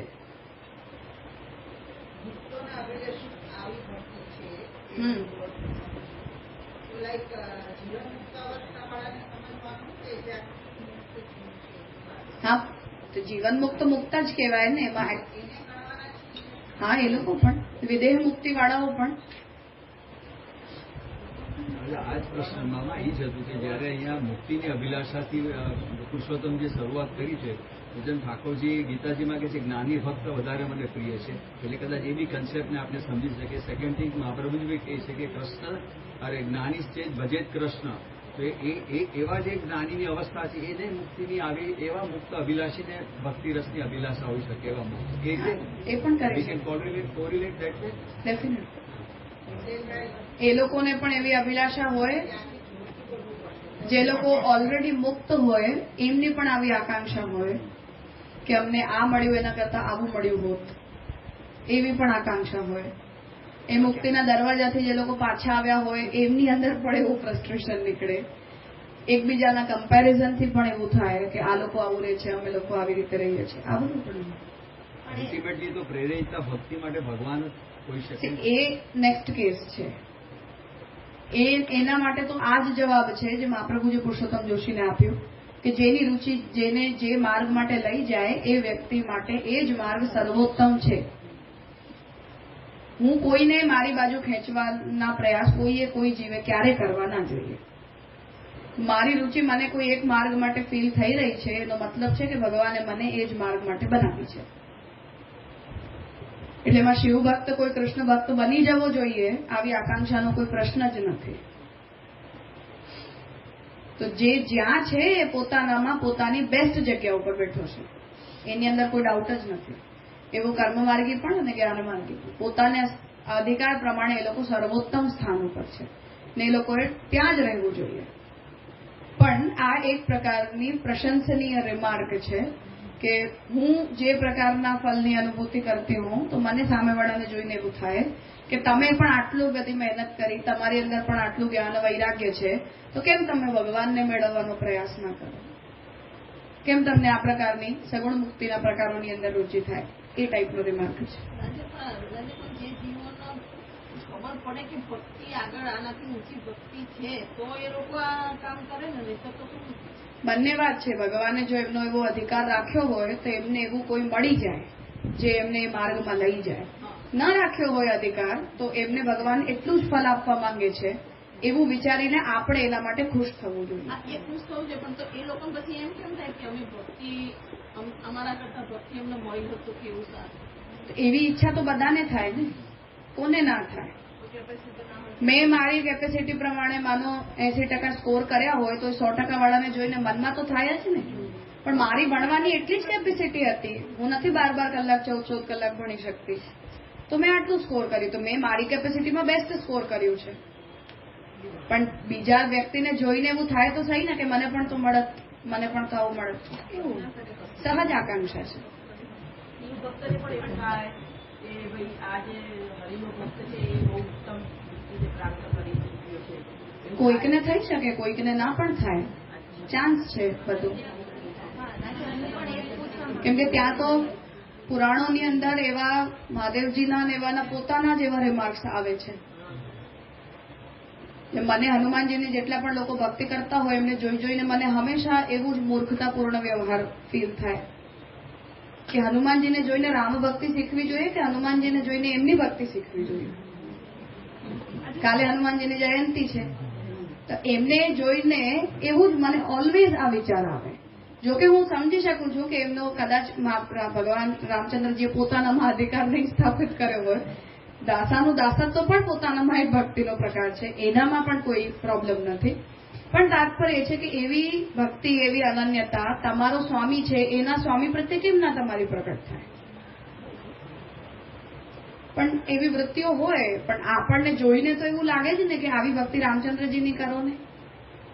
ક્રમમુક્તિઓ બધા લોકની વ્યવસ્થા બતાવી છે. આના પછી આ લોક આ લોકમાં આ દુઃખ જોઈને ત્યાંથી ભાગે છે બીજા, તો એમને એ આગળના લોકની અભિલાષા થાય તો જ ટ્રાન્સફર થાય, તો જ થાય. ત્યાં સુધી એ લોકમાં ત્યાં રહે. મનમાં કંઈક એવું હોય તો આઈડેન્ટિફાઈડ ખબર પડી જાય કે આના મનમાં આ પ્રકારની કોઈ આકાંક્ષા છે, તો એને એવા ઉત્તમ ફલ માટે મોકલવામાં આવે બીજી જગ્યાએ.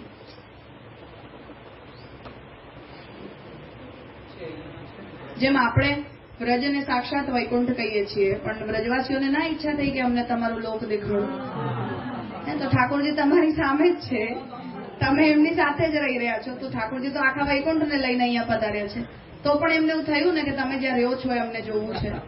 સહજ આકાંક્ષા છે એનો. એવો ઓલવેઝ એવો મતલબ ઉત્તમ મધ્યમ કનિષ્ઠ વાળું નથી હોતું, ક્યુરિયોસિટી છે એક ટાઈપ. એમાં કેમ સમજવું કે આમ ગોવાય કે કોઈ જ્ઞાન નથી એમ આપણે દ્રષ્ટિમાં બધા એવું કે, અને આમ એમને ઠાકોરજીને ઓળખી લીધા હતા કે અમે વૈકુંઠમાંથી પધાર્યા છો તો અમે તમારા વૈકુંઠમાં લઈ જાઓ, એને સમજવું કેવી રીતે? બધા જ પક્ષો છે બધા માટે. તો ગર્ગાચાર્યજીએ ઠાકોરજીનું નામકરણ કર્યું ત્યારે કહી દીધું હતું કે આ તો પરબ્રહ્મનું પ્રાકટ્ય છે તમારે ત્યાં. પણ એ તો ભગવાન લીલા માટે યાદ રખાવે, વિસ્મૃત કરાવી દે. તો ઠાકોરજીને એવું ચરિત્ર પ્રકટ કરવું હોય કે હું પ્રાકૃત જીવોને સદેહે વૈકુંઠ દેખાડી આવ્યો, તો ઠાકોરજી આવી આકાંક્ષા પ્રકટ કરી દે એના મનમાં. બાકી આપણે એમને કહીએ છીએ કે તો સાક્ષાત વૈકુંઠ છે, એ લોકો કહે છે નહીં અમને તમારું વૈકુંઠ જોવું. તો વ્રજ વૈકુંઠ છે કે ઓલું વૈકુંઠ છે, એનો એવો તાત્પર્ય ના થાય.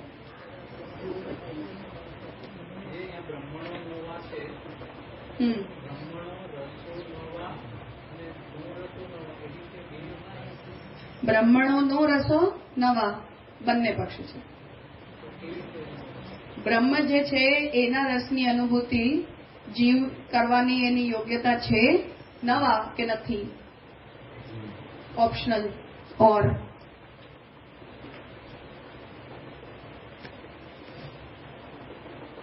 જેને મુક્તિ બધા તો ભક્તિ આકાંક્ષા ના કરે ને, બધાને થઈ જ જાય એવું જરૂરી નથી. અરે નથી થતી, પણ હું એ જ કહું છું કે જેમ રજભક્તોને કેમ એક સડન ઈચ્છા થઈ કે અમને તમે જ્યાં રહ્યો છો એ લોક જોવું છે, એનો મતલબ એવો નથી કે એ લોકો એવું કહી રહ્યા છે કે હવે તમે અમને ત્યાં છોડી આપો. જોવું છે તો જોઈને પાછા આવી ગયા. જેમ જેમ્સ રેડિંગ્ટન શ્યામગંગાજીની પાસે ષોડશ ગ્રંથ ભણવા માટે રહ્યો, અનુવાદ કર્યો એણે ઇંગ્લિશનો, તે વાંચી વાંચીને સાંભળીને એના મનમાં થયું પુષ્ટિમાર્ગીય જીવો કેવી રીતે કરતા હશે બધું. આખું સેવાનું સેટઅપ પોતાને ત્યાં બને પ્રીસ્ટ હતો, ચર્ચનો પાદરી હતો, ક્રિશ્ચિયન, પણ બજારમાંથી મૂર્તિ લાવીને સિંહાસન ઘંટ પાટ ચોકી પુષ્ટિમાર્ગીય સેવાનું સેટઅપ લગાડીને એ કરવા લાગી ગયો એના ઘરમાં, જસ્ટ ફોર ધ એક્સપિરિયન્સ કે હું આટલું બધું વાંચું છું, આટલું બધું ભણું છું કે આવી રીતે તનુવિત્તજા હોય, આમ કૃષ્ણની સેવા થાય, આવું સમર્પણ થાય કે પુષ્ટિમાર્ગીઓ આવી રીતે કરતા. ક્યુરિયોસિટી, આઉટ ઓફ ક્યુરિયોસિટી કરતો હતો. હા, તો એવું થોડી છે કે એને કે પોતાનો ધર્મ પરિવર્તન કર્યું. ક્રિશ્ચિયાનિટી છોડી નથી ગઈ ને અનુયાયી પણ નતો, પ્રીસ્ટ હતો પોતે છે. સોરી, ભગવાન લાંબી આયુ આપે છે, પણ તાત્પર્ય છે કે આવી ક્યુરિયોસિટી છે. અને એવી ક્યુરિયોસિટી ખાલી આવાઓને થાય છે એવું નહીં, એવા ઘણા જ લોકો છે જે લોકો ખાલી જિજ્ઞાસા વૃત્તિથી પુષ્ટિમાર્ગીય સેવા કરે છે. કાંઈ ના થાય, પણ એને રોકી થોડી શકાય છે કે આવી કોઈને ઈચ્છા પ્રકટ થઈ જાય તો કરો ટ્રાય, તમને કરવું હોય તો. કેમ કે પુષ્ટિમાર્ગીય સેવા એસ્થેટિકલ છે, સુંદરતા છે. તો એક પીછવાઈ ટંગાવી દો, પછી એક ટાઈપનો સુંદર સાજ લગાવી દો, બે બાજુ ફૂલદાની સજાવી દો, તેવી સજાવટનું પણ તો એક આકર્ષણ હોય. તો કરે છે લોકો, ઘણા બધા લોકો કરે છે. કોઈકને થઈ જાય તો ઉત્તમ અધિકાર, ના થાય તો એનો એટલો અધિકાર.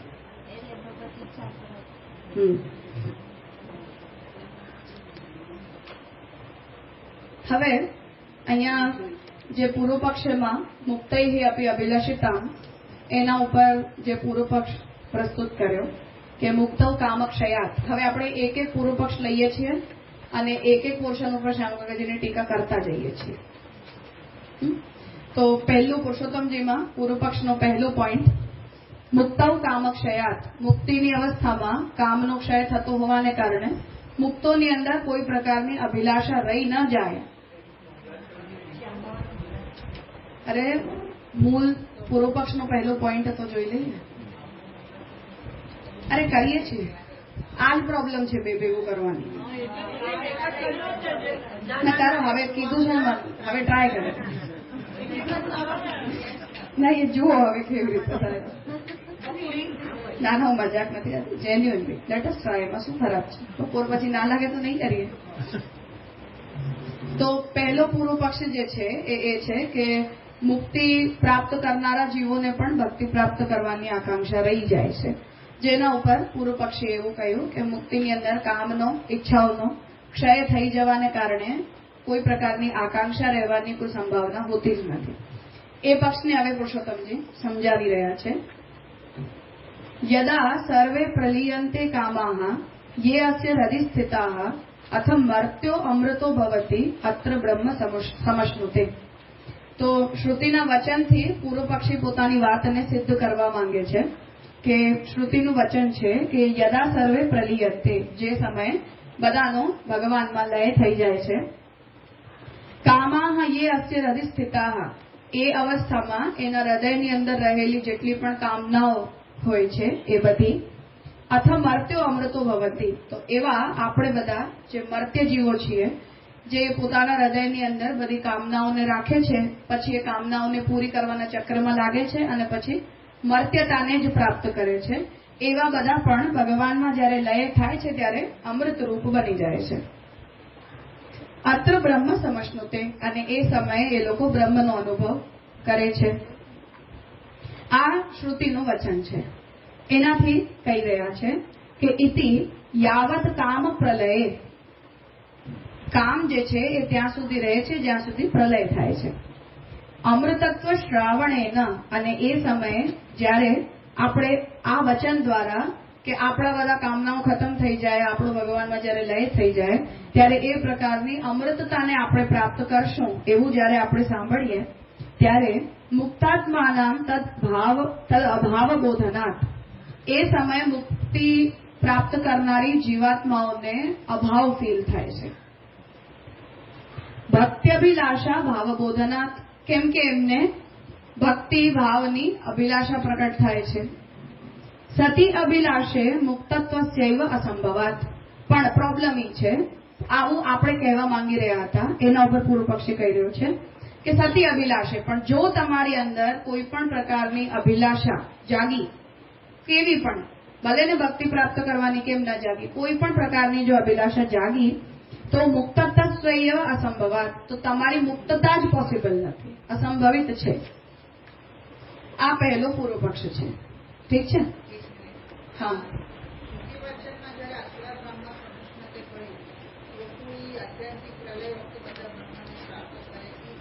હા.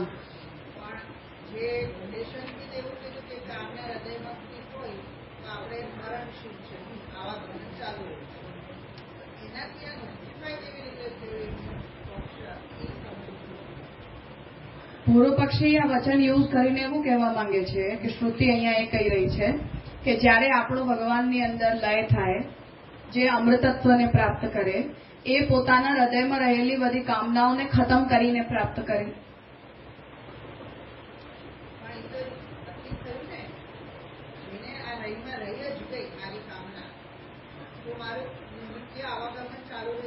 નહીં નથી થતું ને,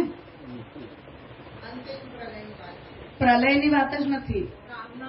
મુક્તો જે છે એ લોકો જ્યારે બ્રહ્મની અનુભૂતિ કરવા માટે બ્રહ્મની અંદર જાય, એ અવસ્થાને કહી રહ્યા છે કે એ સમયે આપણા હૃદયની અંદર રહેલી જેટલી પણ કામનાઓ છે જેના કારણે આપણે મર્ત્ય હોઈએ છીએ, એ જીવ પોતાના હૃદયની અંદર રહેલી બધી કામનાઓને ખતમ કરીને અમૃતત્વને પ્રાપ્ત કરે છે અને બ્રહ્મની અંદર રહીને બ્રહ્મનો અનુભવ કરે છે.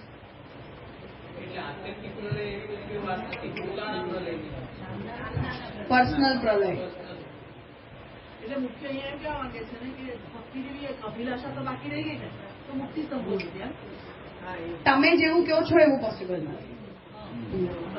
પૂર્વ પક્ષી આ વચન આપીને એવું કહી રહ્યો છે કે આ વચન પ્રમાણે મુક્ત જીવાત્માની બધી કામનાઓનો લય થઈ જાય છે, બધી કામનાઓ નષ્ટ થઈ જાય છે, ત્યારે જ એની અંદર બ્રહ્માનુભૂતિની યોગ્યતા આવે છે. હવે જો તમે એવું કહેવા માંગતા હો કે મુક્ત જીવને પણ ભક્તિની અભિલાષા થાય છે, તો એની મુક્તતા જ પોસિબલ નથી.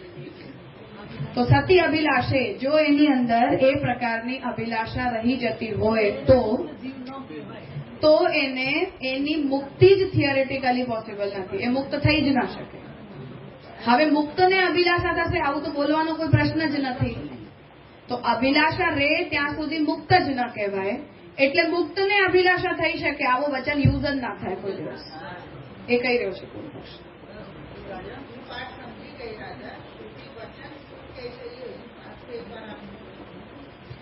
યદા સર્વે પ્રલીયંતે કામાહ. સર્વે એ કામાહ માટે કહી રહ્યા છે કે જ્યારે આપણી કામના બહુવચન છે, કામાહ બહુવચન છે, તો યદા સર્વે કામાહ પ્રલીયંતે એવું કરી લો સરળ કરવા માટે. ભાષાકીય પ્રોબ્લેમ છે, આપણને ક્રિયાપદ હંમેશા લાસ્ટ જોઈતો હોય છે, પણ અગેન સંસ્કૃત ભાષાનો એવો કોઈ નિયમ નથી. તમે ક્રિયાપદ પ્રલીયંતે યદા સર્વે કામા આ પણ શુદ્ધ પ્રયોગ છે, ગમે ત્યાં ગમે તે લાગી શકે. તો યદા સર્વે કામાહ પ્રલીયંતે આવું કરી લો. તો યદા જ્યારે સર્વે કામાહ પ્રલીયંતે જ્યારે બધી જ કામનાઓ ખતમ થઈ જાય, એમ કામનાઓનો પ્રલય થઈ જાય. ये अस्य हृदय स्थित है. कामनाओं क्या रहे છે? જીવના હૃદયમાં રહેલી. તો પૂરું વાક્ય એ થયું કે જીવના હૃદયમાં રહેલી બધી જ કામનાઓનો જ્યારે પ્રલય થઈ જાય ત્યારે શું થયું? હવે તો સ્થિતિ કહી રહ્યા છે અથ મર્ત્યો અમૃતો ભવતી. એનો મતલબ જ્યારે બધી કામનાઓનો પ્રલય થઈ ગયો તો હવે મર્ત્ય જીવ અમૃત થઈ ગયો. તો હવે મર્ત્ય જીવ અમૃત થયો. હવે શું કરશે? અત્ર બ્રહ્મ સમશ્નુતે. અહીંયા આવીને બ્રહ્મનો સારી રીતે અનુભવ કરશે.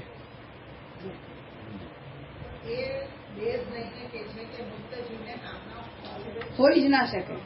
અને જો એનામાં અભિલાષા છે તો એનો મતલબ કે મુક્ત જ નથી, બદ્ધ છે, મર્ત્ય છે, એ કહી રહ્યા છે. એટલે પુરુષોત્તમજીએ મંગલાચરણમાં મુક્તૈ અપી અભિલષિતામ એના માટે પૂર્વ પક્ષી કહે છે કે આ તમારો શબ્દ પ્રયોગ જ ખોટો છે, આવો કન્સેપ્ટ જ ના હોઈ શકે કોઈ દિવસ. એ પૂર્વ પક્ષ છે. થયું પહેલો પૂર્વ પક્ષ. હવે એને શ્યામકાકાજી સમજાવી રહ્યા છે, એમાં જોઈ લો. ભક્તિ ઉત્કર્ષ પ્રકાશિકા ટીકાને અહીંયાથી પ્રારંભ કરે છે. નકરો હવે મૂળ યાદ રાખજો કે મુક્તાઈ અભી અભિલષિતામ એને આપણે વિચારવા માંગે છે.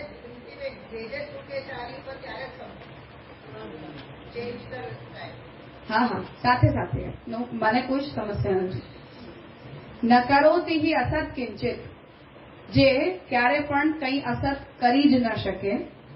કર્તુમ શક્યમ અસત નવા પણ એ શું અસત કરવા માટે સક્ષમ નથી એટલે અસત નથી કરતા.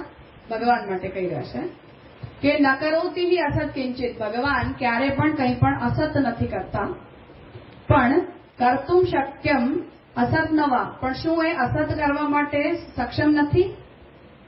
સરકારગમ છે. ન જાનાતી અચિત જે જાણતો નથી એને અચિત કહેવાય છે. કિંચિત જ્ઞાતા તસ્માત ચિદેવહી પણ ભગવાન બધું જ જાણે છે એટલે ભગવાન તો ચૈતન્યવાન, પૂર્ણ ચૈતન્યવાન ભગવાન છે. ભજનીયો નિરાનંદો ન કસ્યાપી ભવેત ક્વચિત કોઈ પણ જીવનો ભજનીય ક્યારે નિરાનંદ તો હોઈ જ ના શકે. એટલે આપણે એનું જ ભજન કરીએ જેમાં આનંદ હોય. નિરાનંદનું ભજન ક્યારે કોઈ કરે જ નહીં. ભજન હવે અહીંયા ઓલવેઝ સેવા, પૂજા, ભક્તિ એના સંદર્ભમાં નથી, પણ હું મારા માતા પિતાનું પણ જે સેવન કરું છું એ પણ ભજન જ છે. તો જેની પણ સાથે તમે પોતાને જોડો છો કે જેની પણ સાથે કોઈ પણ પ્રકારને સુખને ફીલ કરો છો એના પ્રત્યે જે કોઈ પણ ક્રિયા કરો છો બધું ભજન જ છે. તો ભજનીયો નિરાનંદો ન કસ્યાપી ભવેત ક્વચિત. કોઈ પણ વ્યક્તિ ક્યારે પણ નિરાનંદને પોતાનો ભજનીય બનાવે જ નહીં. આત્મનાતો જગત સૃષ્ટવા. પોતાની આત્મા દ્વારા જગતનું સર્જન કરીને બ્રહ્મ તત્રાવિશત સ્વયં. બ્રહ્મ એ જગતને પોતાની આત્માથી સર્જિત કરી પોતે એની અંદર બિરાજે છે, પ્રવિષ્ટ થાય છે. સદંશ શક્તિ ખલુ કર્મ રૂપા. હવે એમાં ભગવાનની જે સદંશ શક્તિ, કેવી સદંશ શક્તિ, જેનું પહેલી પંક્તિમાં નિરૂપણ કર્યું કે ભગવાન ક્યારે પણ અસત નથી કરતા, મતલબ ભગવાનની પ્રત્યેક ક્રિયા સત્ક્રિયા હોય છે. એવી સદંશ શક્તિ જ ભગવાનની કર્મરૂપા બને છે. કર્મનું પ્રાકટ્ય ભગવાનના સદંશથી થાય છે. ચિદંશ શક્તિસ્તુ ઇહબોધ રૂપા. અને ભગવાનની જે ચિદંશાત્મિકા શક્તિ છે એ જ્ઞાનાત્મિકા બને છે, બોધરૂપા બને છે. ભક્તિ યદાનંદમયી. અને ભક્તિ જ્યારે આનંદાત્મિકા છે, આનંદમયી છે. શક્તિસ્તમ સચ્ચિદાનંદમ અહમ વૃણોમી. અને એવી ભગવાનની શક્તિઓ જે સચ્ચિદાનંદ બ્રહ્મની શક્તિઓ છે એનું હું વર્ણન કરું છું, એને હું એક્સેપ્ટ કરું છું, પસંદ કરું છું, કંઈ પણ કરું. કૃત્વા ચેતો મદીયમ ધૃતમ અપી. મારા ચિત્તને ધૃત કરીને, ભીનું કરીને પણ સતતમ દોલિતમ તત્ર બાહ્યે. દોલોત્સવના સમાપન કર્યું હતું ટીકાનું શ્યામુકાજી, એટલે મંગલાચરણ એ રીતે કર્યા છે.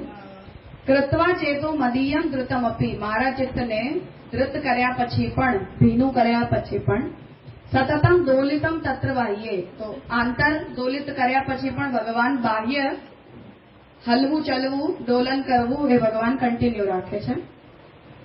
ગંધ સ્પર્શાદિ ભોગે પુનરિહ ભજને અભ્યંતરાત્માત્મનાસ્તે. તો જે ગંધ સ્પર્શ આદિ એટલે જે કોઈ પણ આપણી ઇન્દ્રિયોથી જન્ય જેટલા પણ વિષયો, વિષય સાથે જોડાયેલી આપણી તન્માત્રાઓ, એ બધાનો ભોગ ભગવાન પાછા ભજન આંતર અને બાહ્ય બંને પ્રક્રિયાઓથી નિરંતર કરે છે. એવમ દોલારતિમ સ્વામ પ્રકટયસી. આ રીતે જેમ આંતરબાહ્ય આવું નિરંતર ચાલ્યા જ કરે, આ ઠાકોરજીનું ડોલ ઝૂલવું, આગળ પાછળ થવું, એ પ્રકારની આંતરબાહ્યની ક્રિયા છે. તો એવમ દોલારતિમ સ્વામ પ્રકટયસી. તો ભગવાન પણ આપણી જે રતિ છે પ્રભુ પ્રત્યેની પ્રેમ, ભગવાન પ્રત્યેનો જે આપણો પ્રેમ છે એને એવો સ્થિર નથી બનાવતા. અંદર બહાર એ રીતે એની ક્રિયા જે છે ચાલતી રહે છે.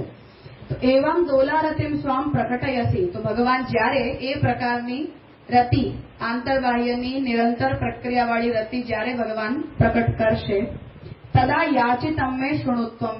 એ પ્રકારની ભક્તિની યાચના હું કરું છું, જેને તમે સાંભળો. એહ્યારૂઢશ્ચ ભૂયાહ મમ મનસી સદા આંદોલનાંદોલિતેહી. આ રીતે ભગવાન જે છે એ હંમેશા જ આપણા મનની અંદર આરૂઢ થઈને આવું આંતરબાહ્યના આનંદનું દોલન જે છે એ હંમેશા કરતા રહે. હા, આકાંક્ષા છે બંને. સેવામાં, બાહ્ય ઇન્દ્રિયગત ક્રિયાઓમાં. હા, એ જ. હા, એ જ. ભોગે જે છે તે બાહ્ય છે અને ભજન છે અંતરા. એટલે જે ગંધ સ્પર્શ આદિ ઇન્દ્રિયોનું આપણે ભગવાનની અંદર વિનિયોગ કરીએ છીએ અને ભગવાન પણ આપણા દ્વારા કરાયેલા વિનિયોગનો ભોગ કરે છે. તો એમાં પણ એક, કેમ કે આ બધી ઇન્દ્રિયો રસાનુભૂતિ માટે તો આપણને મળેલી છે. તો આપણા ઇન્દ્રિયો જે આપણને આપણા રસનો અનુભવ કરાવવા માટેના ઉપકરણો છે, એનાથી ભગવાન પણ આપણા દ્વારા પ્રદત્ત વિષય રસનો ભોગ કરે છે. એટલે ભગવાન એવું નથી કહેતા કે નહીં, તમારી પાસેના બધા પ્રાકૃત અને લૌકિક પદાર્થો તો કંઈ મારા રસાનુભૂતિને યોગ્ય હોતા જ નથી. એના કારણે પ્રારંભ એ વિષયથી કર્યો કે ભગવાન જ તો એની અંદર અંતઃપ્રવિષ્ટ થઈને જગતરૂપ થયા છે. તો જેટલા પણ આપણી પાસે ભગવાનને સુખ પ્રદાન કરવાના એક રસનો કન્સેપ્ટ એ છે કે આપણને ભગવાનથી રસ મેળવી રહ્યા છીએ, ને સેકન્ડ આસ્પેક્ટ એનું એ છે કે ભગવાનને પણ તો આપણી પાસેથી કોઈક ને કોઈક રસ મળે છે. આપણે બંને પોતપોતાની કેપેસિટીનું જ આપીએ છીએ એકબીજાને. તો ભગવાનની પાસે અપ્રાકૃત, અપરિમિત, અપરિચ્છિન્ન આનંદનો રસ છે, જે ભગવાન આપણને આપવા માટે કેપેબલ છે. અને ભગવાન જે પોતાની જ ઈચ્છાથી જગતમાં પ્રકટ થઈને એની અંદર પ્રવિષ્ટ થયા છે, એ વિષયો જે વસ્તુતઃ પ્રાકૃત ભગવાને બનાવ્યા છે, એ પ્રાકૃત વિષય રસ આપણી પાસે અવેલેબલ છે, મારી પાસે અવેલેબલ છે. તો મને જો ભગવાનને સુખ પ્રદાન કરવા માટે કંઈ પણ કરવું છે, તો હું તો ભગવાનને એ પ્રાકૃત રસોના તો ઓબ્જેક્ટ આપી શકું છું ને. હું અપ્રાકૃત રસ ક્યાંથી લાવીશ? એના માટે કઈ રહેશે નહીં, વિષય ઓબ્જેક્ટનો પણ અનુભવ કરે.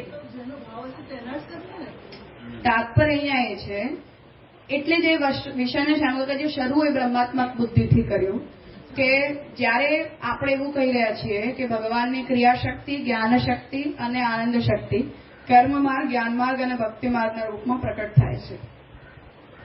હવે એ ત્રણેય માર્ગોની અંદર રહેલા જેટલા પણ જીવો છે, એ જ્યારે કોઈ પણ પ્રકારનું કર્મ કરે છે, કોઈ પણ પ્રકારનું જ્ઞાન કરે છે, કોઈ પણ પ્રકારની ભક્તિની ક્રિયા કરે છે, તો ભગવદ શક્તિનું રેસિપ્રોકેશન છે, અનુભાવ છે. ટેકનિકલી તમે માનો કે ન માનો, એની હાવ એ અનુભાવ છે. કેમ કે ફરીથી જેમ એ શક્તિ આપણને મળી તો ભગવાનથી જ છે, મારી પાસે તો મારી સ્વતંત્ર શક્તિઓ તો છે નહીં. હવે એની અંદર આપણે ભક્તિની આકાંક્ષા રાખી રહ્યા છીએ, કર્મ અને જ્ઞાનની નથી રાખી રહ્યા.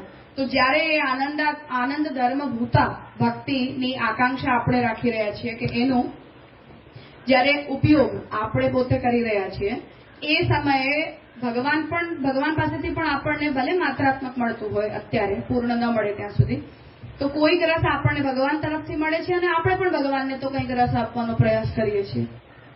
કેમ કે ભક્તિ જે છે એ સુખજનિકા ક્રિયા છે. તો ભક્તિ રસથી આપણે વાત જોઈને આવ્યા કે જેમ આપણે આનંદ અનુભવ કરીએ છીએ, એમ ભગવાન પણ તો આપણી સેવામાં કોઈ પ્રકારનો આનંદ ફીલ કરે છે કે મારા ભક્તે મારા માટે આવું કર્યું, આણે મારા માટે આવું કર્યું. જેમ શૃંગારના કીર્તનમાં ઠાકોરજી યશોદાજીને એવું કહી રહ્યા છે કે ગુસાઈજીને ત્યાં મને બહુ મજા આવે છે. તો ઠાકોરજી કન્વે તો કરી રહ્યા છે ને પોતાનો આનંદ, કે એમણે આવી તો મને પાગ ધરાવી દીધી, આવો તો મને કતરો ધરાવી દીધો, આવા તો જરીવાળા સુંદર વસ્ત્રો ધરાવ્યા, અલગ અલગ જાતના નૈવેદ્ય મને ખવડાવ્યા. તો ઠાકોરજીનું કન્વર્ઝેશન ભોગ શૃંગાર વાળો જે છે એ યશોદાજી સાથે ચાલી રહ્યું છે. તો ભગવાન માને જઈને એવું કહી રહ્યા છે કે વિઠ્ઠલનાથજીના ઘરે મને બહુ મજા આવી. તો એ આનંદ ભગવાન પણ તો કન્વે કરી રહ્યા છે ને, આપણને જેમ આવે છે એમ ભગવાનને પણ આવે છે. હવે ભગવાન આપણને જે આનંદ આપી રહ્યા છે એ સ્વભાવતઃ અપ્રાકૃત છે, નિર્ગુણ છે. આપણે ભગવાનને શું આપી રહ્યા છીએ? ગંધ સ્પર્શાદી. એ બધા પ્રાકૃત ઓબ્જેક્ટ છે, પ્રાકૃત એલિમેન્ટ્સ છે. પણ એની પ્રાકૃતતા આપણી અવિદ્યાગત દ્રષ્ટિને કારણે છે. સ્વરૂપતઃ એ જગત બ્રહ્માત્મક છે, પણ એની અંદર ભગવાનની ચૈતન્ય શક્તિ અને આનંદ શક્તિનો તિરોધાન પણ છે જ, ભગવદ ઈચ્છાથી જ. તો આપણે જ્યારે એવા આપણને અવેલેબલ પ્રાકૃત ઓબ્જેક્ટ જ્યારે આપણે ભગવાનને આપી રહ્યા છીએ, તો ભગવાનને પણ તો એમાંથી કોઈક ને કોઈક પ્રકારનો રસ મળે છે. એ તો ટુ બી અન્ડરસ્ટુડ છે. પણ એની ન્યૂનતા સમજાવવા માંગી રહ્યા છે કે ભગવાન આપણને આનંદ આપે છે, એ અપ્રાકૃત આનંદ આપે છે, અપ્રાકૃત રસ પ્રોવાઈડ કરે છે. અને આપણે ભગવાનને જે આપીએ છીએ એ પ્રાકૃત ઓબ્જેક્ટ આપી રહ્યા છીએ, જેની બ્રહ્મ દ્રષ્ટિથી હંમેશા નિંદા કરવામાં આવે છે કે આ બધાની અંદર શું રાખ્યું છે, આ બધી કામનાઓને તો છોડીને આપણે જવું જોઈએ. પણ ભગવાનને ખુશ કરવા માટેના આપણી પાસે અગર કોઈ પણ ઉપકરણ હોય તો મારી પાસે જે છે એ જ છે ને. હું ક્યાંથી અપ્રાકૃત આનંદ લઈ આવું ઠાકોરજી માટે કે તમે આને રેલિશ કરો? તો ભગવાન કે તો મારું જ તો છે, તો પ્રાકૃત છે પણ તમારું જ છે. તો મારી પાસે જે છે તમે લો, તમારી પાસે જે છે મને આપો, એવું એને કહી રહ્યા છે.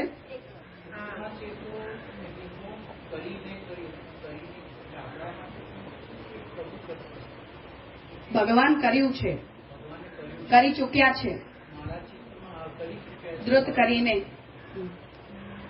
અને યદ આનંદમયી હિ શક્તિસ્તમ. ભક્તિ પણ એક શક્તિ છે. હા, આનંદ શક્તિ જ ભક્તિના રૂપમાં પ્રગટ થઈ જાય છે. એટલે આપણે ભક્તિને તો એક રસ કહીએ ને, અથવા તો આપણો પ્રેમ પૂર્વકનો જે આપણું ભગવાન સાથેનો જે વ્યવહાર છે એ ભક્તિ છે. એ ભક્તિ નથી. એ ભક્તિ રસમાં જ આપણે સ્પષ્ટ કર્યું કે આપણી કોઈ પણ ક્રિયાઓ ભક્તિ નથી. આપણને જે પ્રેમ પ્રભુ પ્રત્યે ફીલ થઈ રહ્યો છે આંતરિક, એ ભક્તિ છે. ક્રિયા છે, સેવા છે, ભક્તિનો અનુભવ છે. એટલે મને ભગવાનથી પ્રેમ છે એટલે હું ભગવાન માટે કંઈક કરી રહી છું. તો ભાવ ભક્તિ છે અને અનુભવ સેવા છે. પ્રેમ થી જે કરી રહ્યા છે એને ભક્તિ નથી કહેવાતી, સેવા કહેવાય છે. અને જે પ્રેમ છે એ અનુભૂતિનો વિષય છે. ફીલ થઈ રહ્યું છે મને, ખાલી આનંદ, મને ભગવાન પ્રિય લાગે છે. એ શક્તિ છે. હા, એ ભગવત શક્તિનું પરિણામ છે કે આપણને ભગવાન માટે આવું ફીલ થઈ રહ્યું છે. એટલે જે દ્વાદશ શક્તિઓ મહાપ્રભુજીએ સુબોધનીમાં જેમાં ગણાવી છે એમાં પુષ્ટિ શક્તિ છે, એવી રીતે ભક્તિ પણ શક્તિ છે ભગવાન. મુક્તિ અને ભક્તિ બે શક્તિ. ભક્તિ ભગવાનની શક્તિ છે, એટલે એક પ્રકારનું એવું કમ્પોનન્ટ છે જેને આપણને ભગવાન પ્રોવાઈડ કરે છે. તો રસ જે છે એના માટે નાટ્યશાસ્ત્રનો આ શુદ્ધ સિદ્ધાંત છે કે રસ એક્ઝિબિટ નથી થતો, અનુભૂતિમાં રહે છે. એક્ઝિબિટ જેટલું પણ થાય છે એ અનુભાવ પ્રકટ થાય છે. તો મને તમારો ભાવ નથી દેખાતો, તમારો અનુભાવ મને દેખાય છે, પણ એ અનુભાવથી હું તમારા ભાવનું અનુમાન લગાડું છું. એવી રીતે કે તમે માનો મારા માટે કંઈ કરી રહ્યા છો તો એ તો અનુભાવ છે, કોઈ ક્રિયા છે. એ ક્રિયાથી હું તમારા ભાવનો અંદાજો લગાડું છું કે આ શું વિચારીને મારા માટે કરતા હશે, એ ભાવ છે. તો એ ભક્તિ જે છે એ ભાવનાત્મક છે, જે આપણને હૃદયમાં ફીલ થાય છે કે મને ભગવાન પ્રિય લાગે છે. ને સેવાની જેટલી પણ ક્રિયાઓ છે, તનુવિત્તજા સેવાની ક્રિયાઓ, એ એનો અનુભાવ છે. તો આપણે જયારે ઠાકોરજી માટે કંઈક કરીએ તો ભગવાન આપણી ક્રિયાઓને જોઈને એવું વિચારે છે કે આના મારાથી પ્રેમ છે ને એટલે આવું કરી રહ્યો છે. ભક્તિ ભગવત શક્તિ છે.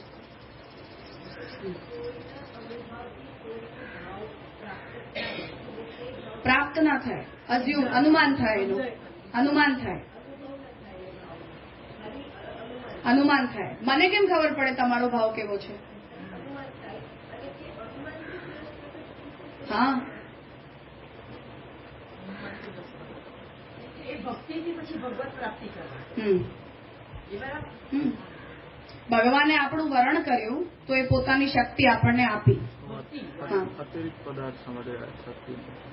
કે તમે આ શક્તિનો ઉપયોગ કરીને ને મને મેળવી શકશો, એવી રીતે.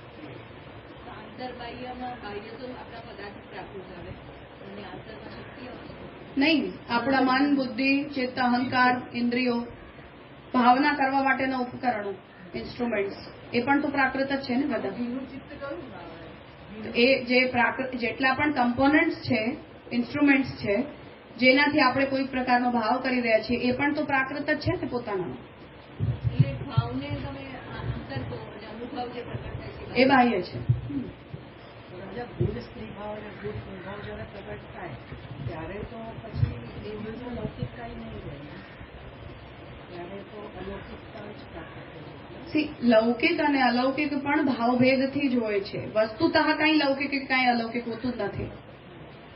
જે મને અવિદ્યાગ્રસ્ત હોવાને કારણે આ વસ્તુ જડ લાગે છે, વસ્તુતઃ જડ થોડી છે. સાક્ષાત બ્રહ્મ છે ને આ તો. એવું તો હું અવિદ્યાગ્રસ્ત હોવાને કારણે એ બધા વિષયોની અંદર પ્રાકૃતતા મને ફીલ થાય છે. એ તો આપણા ઉપકરણની પ્રોબ્લેમ છે, ઇન્સ્ટ્રુમેન્ટલ ઇસ્યુ છે ને, એ તો સુલઝવાનું નથી કોઈ દિવસ. પણ જ્ઞાન તો છે ને આપણને કે આ બ્રહ્મ છે. આંતર અને બાહ્ય જે તમારો થશે, જેમ કે પ્રેમ એ શક્તિ છે, બરાબર, અને એનાથી આંતર અને બાહ્ય મારા ઉપકરણો, જ્ઞાનેન્દ્રિયો અને કર્મેન્દ્રિયો વગેરે વડે હું એને વ્યક્ત કરું છું, તો એ પાછું આંતર બાહ્ય ઉપકરણ અલગ થયું અને અભિવ્યક્તિ અલગ થઈ. હા, શક્તિ અલગ થઈ, અલગ જ થઈ. પણ અહીંયા જે શ્યામકાકાજી આજ્ઞા કરી રહ્યા છે એ કરી રહ્યા છે કે એ ઉપકરણો પણ પ્રાકૃત છે, હા, એટલે એની અભિવ્યક્તિ પણ પ્રાકૃત જ થવાની છે. એ ક્યાંથી અપ્રાકૃત થઈ જાય? તો હું ભગવાનને જે આપી રહી છું એ શું આપી રહી છું? એમની જ દ્વારા આત્મસૃષ્ટ પ્રકૃતિ એમને પાછી આપી રહી છું કે તમે આવી સુગંધ બનાવી, હવે હું લાવીને એનો અનુભવ તમને કરાવું. હવે એમાં માધવદાસ બેનીદાસ વાળી વાત છે કે એક એવું કહ્યું કે બધું ભગવાનનું તો છે, એમાં આપણે શું કરવાનું હોય. બીજાએ કહ્યું કે એમ તો દુનિયામાં બધું જ ભગવાનનું જ છે, પણ આપણું કર્તવ્ય છે ને કે આપણે લાવીને કરીએ. તો ઠાકોરજી પાસે કોઈ સુગંધની કમી થોડી છે, વસ્ત્રની કમી થોડી છે, જે નિબંધના મંગલાચરણમાં મહાપ્રભુજી કહી રહ્યા છે કિમાસનમ તે ગરુડાસનાય. તો આપણે ભગવાનને તો વસ્તુતા કંઈ જ આપવા માટે સક્ષમ નથી, પણ આપણે લાવીએ તો ઠાકોરજી આપણો ભાવ જોઈ રહ્યા છે કે મહેનત કરીને લાવ્યો છે, પ્રયાસ કરીને લાવ્યો છે, શરીરને ખર્ચ્યું છે, પૈસા ખર્ચીને લાવ્યો છે. તો પૈસા ખર્ચ્યા ઇટ ડઝન્ટ મેટર, તમે 4 કલાક મહેનત કરી ઇટ ડઝન્ટ મેટર, પ્રેમથી કર્યું ઇટ મેટર. તો ભગવાન એ અનુભાવમાં ભાવનું અનુમાન કરે છે કે એને મારાથી પ્રેમ છે ને એટલે એને આ કર્યું, તો ભગવાન ખુશ થાય છે. જેમ ગોસાઈજીએ માલા ધરવા માટે સામે પધાર્યા, તો વૈષ્ણવ લાવતો તો એને એવું હતું કે પહોંચીશું ગોકુલ ત્યાં સુધી તો આ માલા સુકાઈ જશે. તો એનો ભાવ જાણ્યો ને, અનુભાવ તો હજી પ્રકટ જ નથી થયો એના તરફથી હજી સુધી. તો ગોસાઈજી ઘોડા ઉપર સામે પધાર્યા કે એની માલા એને દુઃખ થાય એવું નહીં, એવી સારી માલા ધરાવી શકે એટલે મારે સામેથી જવું જોઈએ. તો માલા ધરાવવું આ અનુભાવ છે. ફૂલો વીણવા, માલા બનાવવાની ક્રિયા કરવી એ તો અનુભાવ છે, ભાવ નથી. કેમ કે ભાવ બારે નથી દેખાતો, જે ભરત મુનિ કહી રહ્યા છે. પણ એ અનુભાવથી ભાવનું અનુમાન થાય છે, ખબર પડે છે. એ અનુમાન ભગવાન કરે છે, એનાથી પ્રભુને પ્રસન્નતા મળે છે. પણ અનુભાવ જેટલા પણ છે આપણા બધા પ્રાકૃત છે. એક વસ્તુ મને ખાલી સમજવું છે કે આ પ્રભુ માલાનું સામે પધારેલો, તો એવું પણ છે કે રાય જીતની સેવા કોઈ પણ માણસ, તો પ્રભુ ભાવ કરતા પણ અધિક કંઈક જુએ છે એવું પણ કહી શકાય. ભાવથી જ પ્રભુ પ્રસન્ન થાય. હા, ઠાકોરજીને આવી જાય સર્વજ્ઞ છે. આપણે ધોકો ખાઈ જાય કે સામેવાળાને ઇન્ટેન્શન શું છે. 4 દિવસ સારું બોલે તો આપણને લાગે કેટલો પ્રેમ છે, પણ કપટ હોય ઠાકોરજી થોડી ફસાય.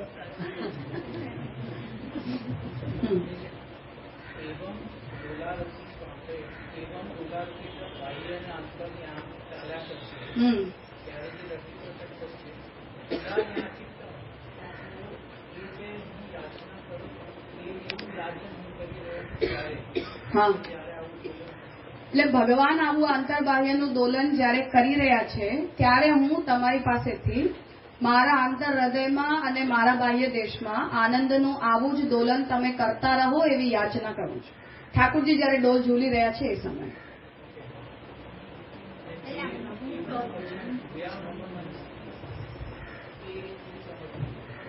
એટલે કે મારા મનમાં પણ આનંદનું આવું જ દોલન આપ હંમેશા કરતા રહો, આંતર અને બાહ્યની પ્રક્રિયાથી.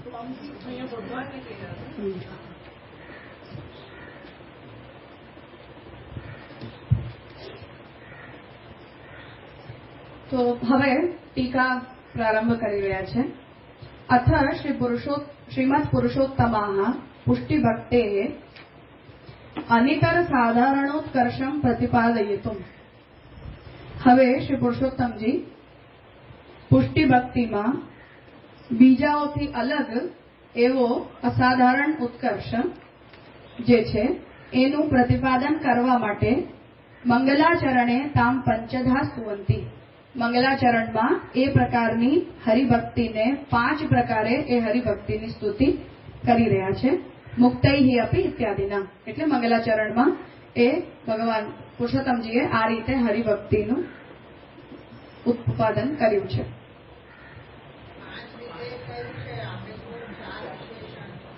હા, એટલે હરિભક્તિ પોતે જે 5મો પોઈન્ટ છે કે ભક્તિ આવી છે જે આ 4 ગુણોવાળી છે. ઇહ સ્તુતાયાઃ ભક્તેઃ પંચાપી ગુણાઃ ન સંભવંતિ ઇતિ પૂર્વપક્ષમ આરચયંતિ નનુ ઇત્યાદિના. હવે આ સ્તુતિ કરાયેલા ભક્તિના જે 5 ગુણો છે, ભક્તિનું જેવું આ 5 ગુણોથી જેવું સ્વરૂપ નિરૂપિત કર્યું એવું સંભવ નથી, આવું કહીને પૂર્વ પક્ષને લખી રહ્યા છે. નનુ સર્વમિદમ અસંગતમ એવ પ્રતિમહ, એ જે મૂળ વચન છે એના દ્વારા. પૂર્વ પક્ષ કારિકા મત યોજિતા, મારા દ્વારા પૂર્વ પક્ષની કારિકા યોજિત કરવામાં આવી છે એવું સ્પષ્ટ કરી રહ્યા છે.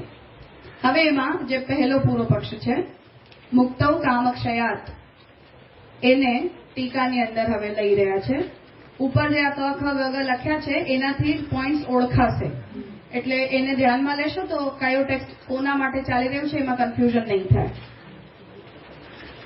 તો ક પોઈન્ટ છે એટલે યદા સર્વે પ્રલિયસ્તે, ઉપરનો જે પેરેગ્રાફ છે એની વ્યાખ્યા અહીંયાથી શરૂ થઈ રહી છે. બ્રેક લેવું છે? Bio break. સારું, 5 મિનિટ બ્રેક લઈ લો પછી કરીએ શરૂ. અરે વાંધો નહીં, જરા હાથ પગ ચલાવીને પાછા આવે છે.